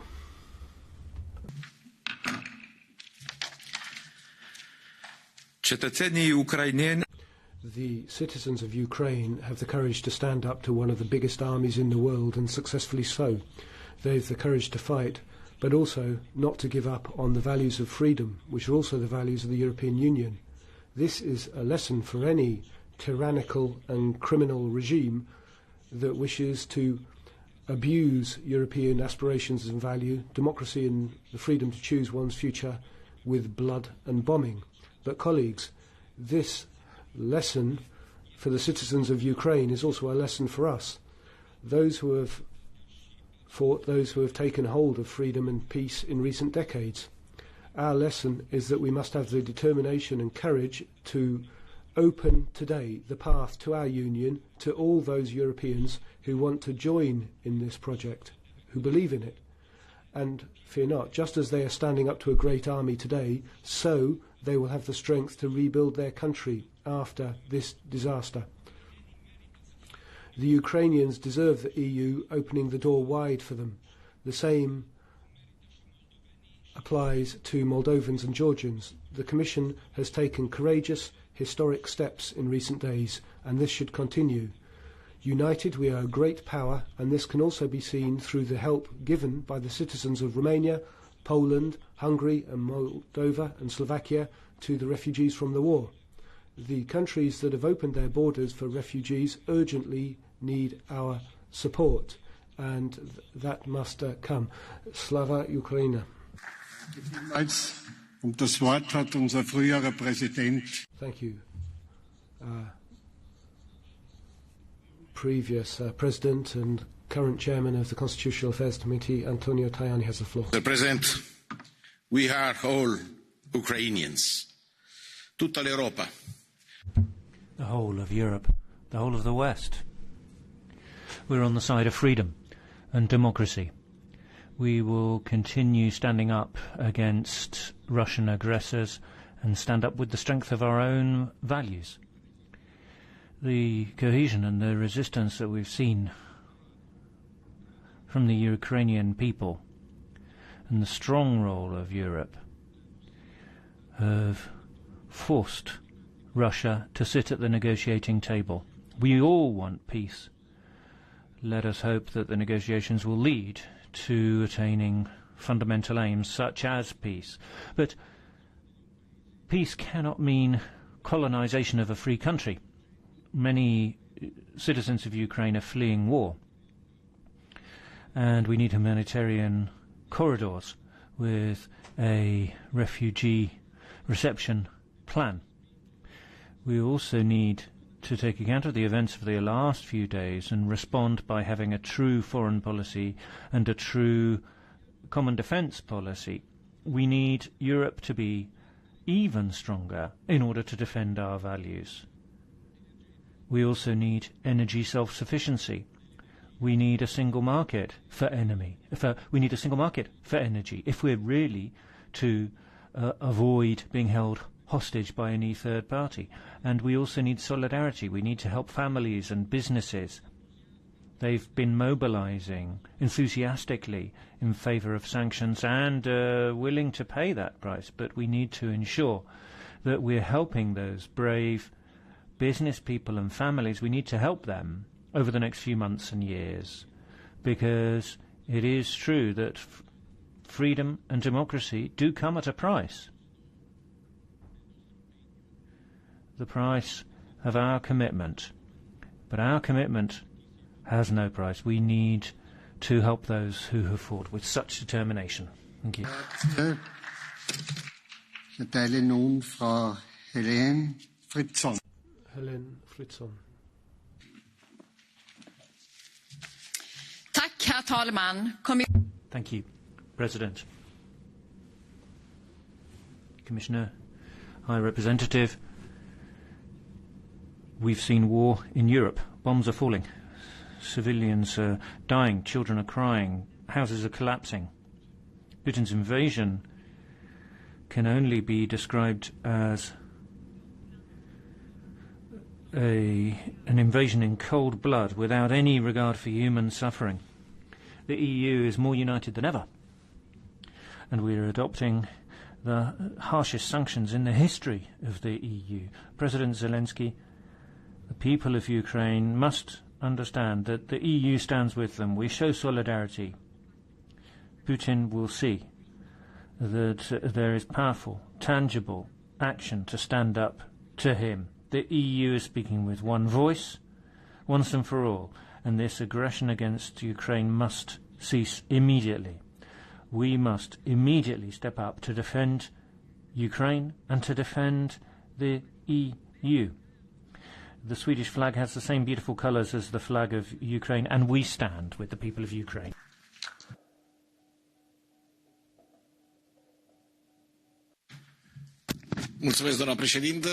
Thank you, Madam President. We've all seen how the unjustified, unprovoked aggression by the Russian Federation on Ukraine has caused a humanitarian disaster on a large scale. As we speak, thousands and tens of thousands of women and children and elderly people are trying to save their lives, crossing the borders. These people are entitled to their lives and civilized lives, the right to survival. People have mobilized governments and citizens in Romania. They're doing what they can, providing food and shelter. It's a tragic situation. And we've seen what absolutely deplorable conditions are experienced by these people who've lost their homes. For example, a woman who crossed the border with a small child in their hands, pregnant, and had to leave their husband home in their country. And that's what we're facing. And Ukraine, Moldova should be candidate countries. These people deserve respect and our support. Thank you. I give the floor next to Ms. Tanja Fajon for 1 minute.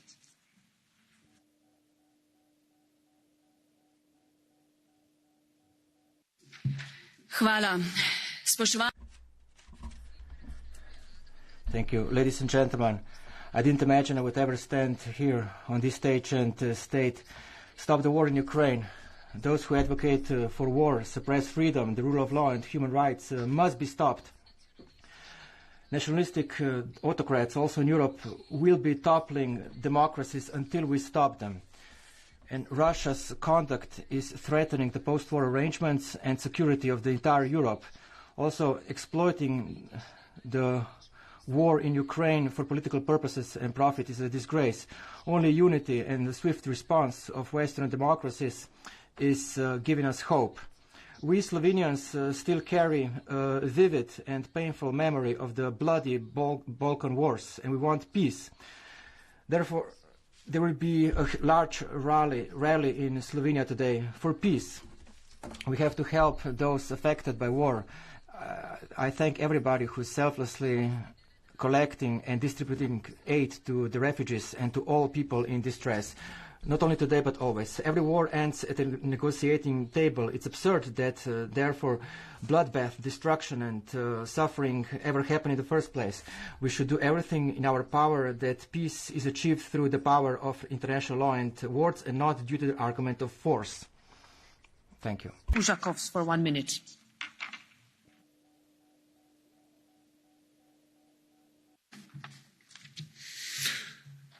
Distinguished Madam President, dear colleagues, I will speak Latvian today, but being myself an ethnic Russian, I would like to try to address Russians in Russia and in Europe as well. Šobrīd, kad Kremlis īsteno zemisku un noziedzīgu kāru pret Ukrainu. Thank you very much indeed. We see this war against Ukraine and we see that Russia should be ashamed. But Russians are protesting. And in Europe, there are a lot of protests as well. And a lot of Russian speakers in Europe, they are taking part in these protests as well. Being Russian isn't a shame. But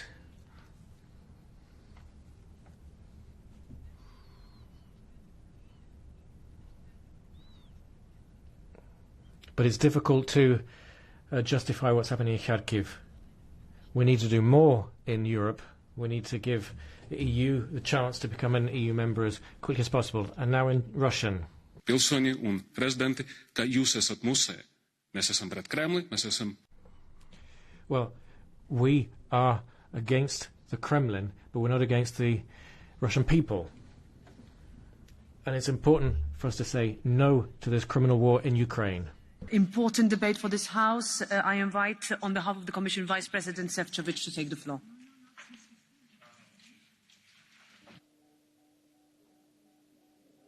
Madam President, Honourable High Representative, my dear colleague, Commissioner McGuinness, honourable members of the European Parliament, but first and foremost, dear Ukrainians, Szanowni Ukraińcy.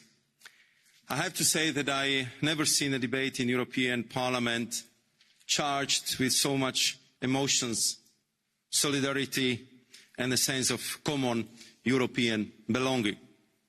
As you know, we come from different countries, from different political families, but we are discussing today an attack against the most fundamental European values that we all share. And therefore, today, we are all Ukrainians. Сьогодні ми всі українці. Because the people of Ukraine are fighting for our values. They are fighting for our freedom, and they are fighting for everything we believe in. For Europe as we know it, for Europe as we treasure it. And we will need the same unity as we felt this afternoon in this House in the days, weeks and months ahead. It's clear that Kremlin has failed in its goal to crush Ukraine. It failed to break spirit of brave Ukrainians. It failed to divide or scare Europe. On the contrary, bravery and courage of all Ukrainians and calm and determined leadership of President Zelensky and his government energize not only Ukraine and Ukrainians, but the whole Europe, all democracies, and I believe every peace-loving human being in the world. Mr. President Zelensky, we have been working together to reform Ukraine. We have been working together on energy security, on energy independence. And we will be working together to build strong, democratic Ukraine. Mr. President, you ask us to do proof that we are with you. And I would like to respond to you, we are. We will make sure that the sanctions are vigorously applied, and not only on Russia, but also on Belarus. We will do our utmost to supply you with everything you need. And we will be with you to rebuild your beautiful country after your victory. Nobody in Europe can doubt today that the people that stand up so bravely for our European values belongs in our European family. And therefore, I want to reassure you that as we welcome your women and children in Poland, Slovakia, Hungary, Romania and other European countries, that in the same warm, receptive way, we will open our arms to Ukraine in our common house of peace, democracy and prosperity called Europe. Slava Ukraine. Thank you very much, Vice President Šefčovič. And now, on behalf of the Council, I invite High Representative Borrell to take the floor.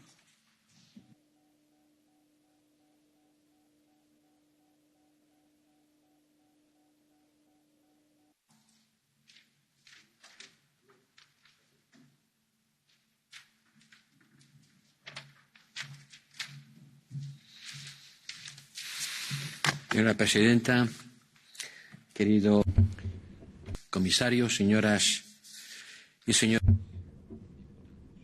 President, Commissioner, members. Following this aggression in Ukraine, Russia is reaching a crucial juncture in its post-Soviet existence. Russia has come to the end of an era in its relations with the EU. The Minsk agreements are now a thing of the past.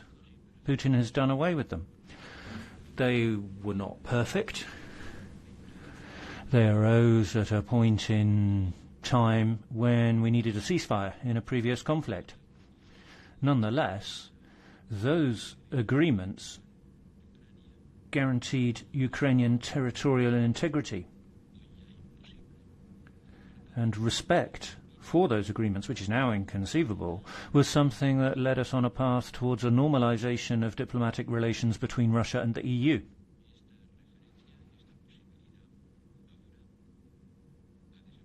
That is now inconceivable. And this is why I'm saying that Russia has now reached a turning point in terms of its post-Soviet existence. This awful conflict can only lead to a positive outcome of a return of Russia to the fold of respect for fundamental principles. This is the opportunity which we have in the EU. We need to seize this opportunity to put forward mechanisms and treaties that will ensure that there are mechanisms in place for ensuring security, stronger mechanisms in place that will allow us to be very vigilant about their implementation. In the enthusiasm of a parliamentary session, one can forget that the path of dialogue, the path of speaking and listening to one another, is at the heart of what we do in Europe. We should not forget that. We are not a military body. We're not declaring war on anyone. We've actually turned our back on war as a solution, as a way to resolve conflicts. What we're doing is standing alongside a victim of an aggression, and we are mobilizing all of our diplomatic resources in order to ensure that we can safeguard the security of Europe, but also in order to find a solution to the conflict. Because there are necessary and inevitable sanctions, yes, but above and beyond that, we need solutions. Sanctions will hit, and are indeed already hitting, the Russian economy. And Putin cannot claim ignorance of that. He had warnings. President von der Leyen, the President of Council, have said on numerous occasions sanctions will impose a very high price, and that is now going to happen. The ruble has lost 40% of its value. Almost half of the currency reserves of Russia will be beyond reach, with a significant impact on the economy. There's a threat of default.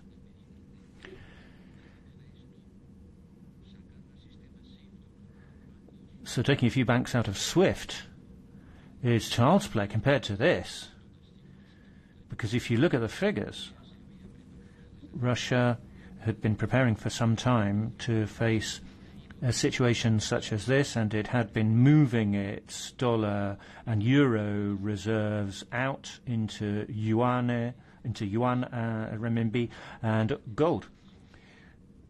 So they're moving out of dollars and euros, less than 40% of their total reserves now. But 40% is still significant. 135 million in gold, but even if it's billions in gold, who's going to buy it? In order to sell it, you need a buyer.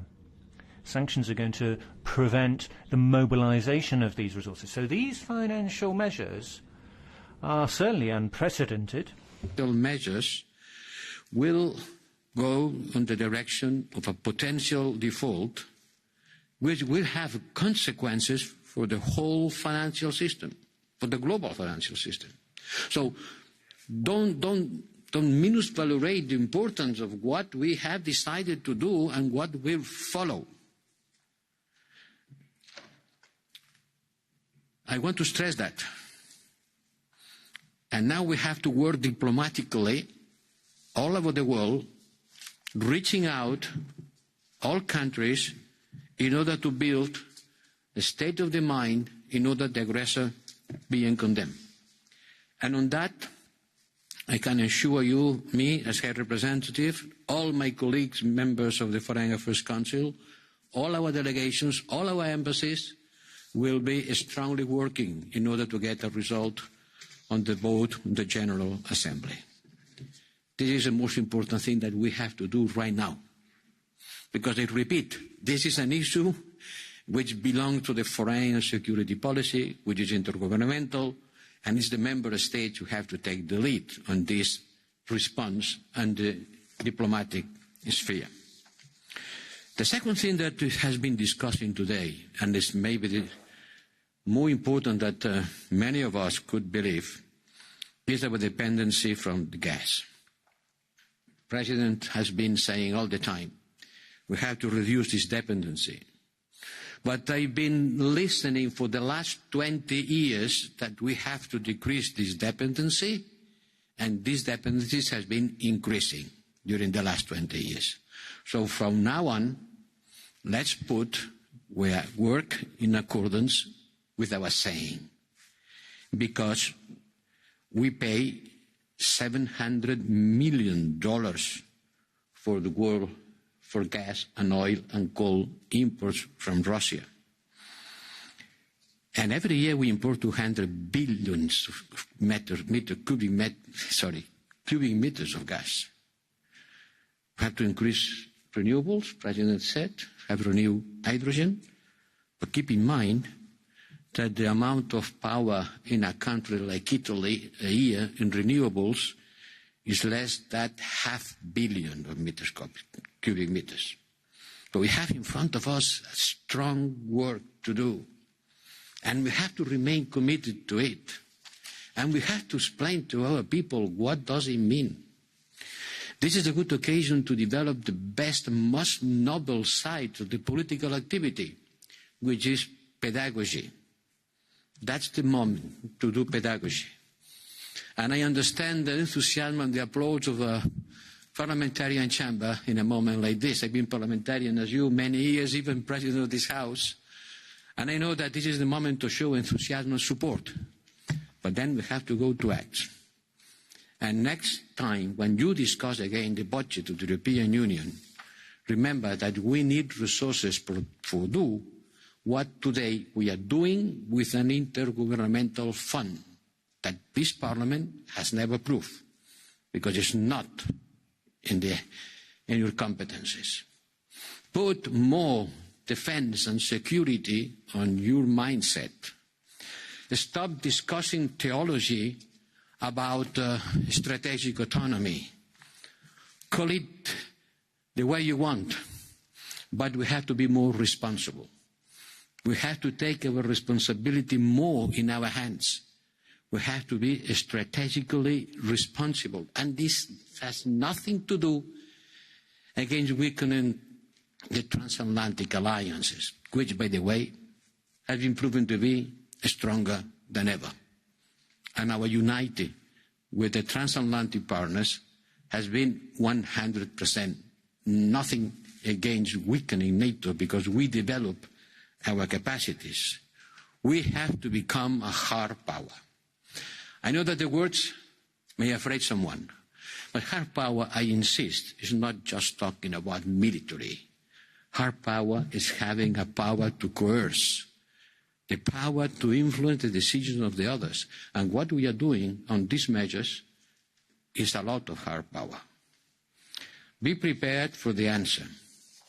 Be prepared for the consequences. Don't put all your strength in your mouth. Don't say nice things only. From now on, we have to be prepared to resist. We have to be prepared to act in the long term with a clear understanding of which are our challenges and our capacities. This is the moment for the European Union to discuss about what do we want to be, what we are, which are the limits of what we can do, and what do we want to do in the future. And in order to face the challenge of the future, there is a lot of things that we have to review. a lot of things about our procedures, our methods, putting more attention on our capacity to act than in the time that we spend on internal discussions.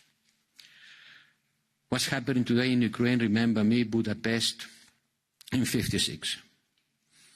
I was 9 years old, but I remember listening to the radio how the Russian chars were entering in Budapest. Would remember me, '88, the Prague Spring. I was an officer in the Spanish army then, and my unit was put into alert. I don't know why, but it was completely useless. On both cases, we did nothing, because we couldn't do anything. But from now on, we have to face a confrontation between us, democracies, people who believe on freedom, on multi-party system, where citizens choose their governments. When we live in a free market economy, trying to put together economic efficiency and social cohesion with the autocratic regimes, which are supporting themselves with a clique of people who take advantage of the system, while the great majority of the people don't improve their living conditions. All the war treasury that Putin is taking from our gas payments doesn't go to increase the well-being of the Russian people. It goes to make more powerful his war machine. Tout l'argent qu'on paye pour le gaz. Everything which is being spent on Russian gas and other goods are not helping the people of Russia. That's just going into military expenditure by Russia. And I think very honestly that the time has come for Europe to think of itself. What do we actually want for the future? What do we want to be in the future? And I think we want to be something more than what we are now. That is the true challenge which we will have to face over the next few weeks, months and years. And that is why the Conference on the Future of Europe can play a very important role. Thank you very much. Thank you very much, High Representative. That concludes the debate. The vote is already open and will be open until 4:15. And I now invite all the colleagues. There are as many people in the Esplanade waiting for us to address them. Looking forward to that. Thank you very much.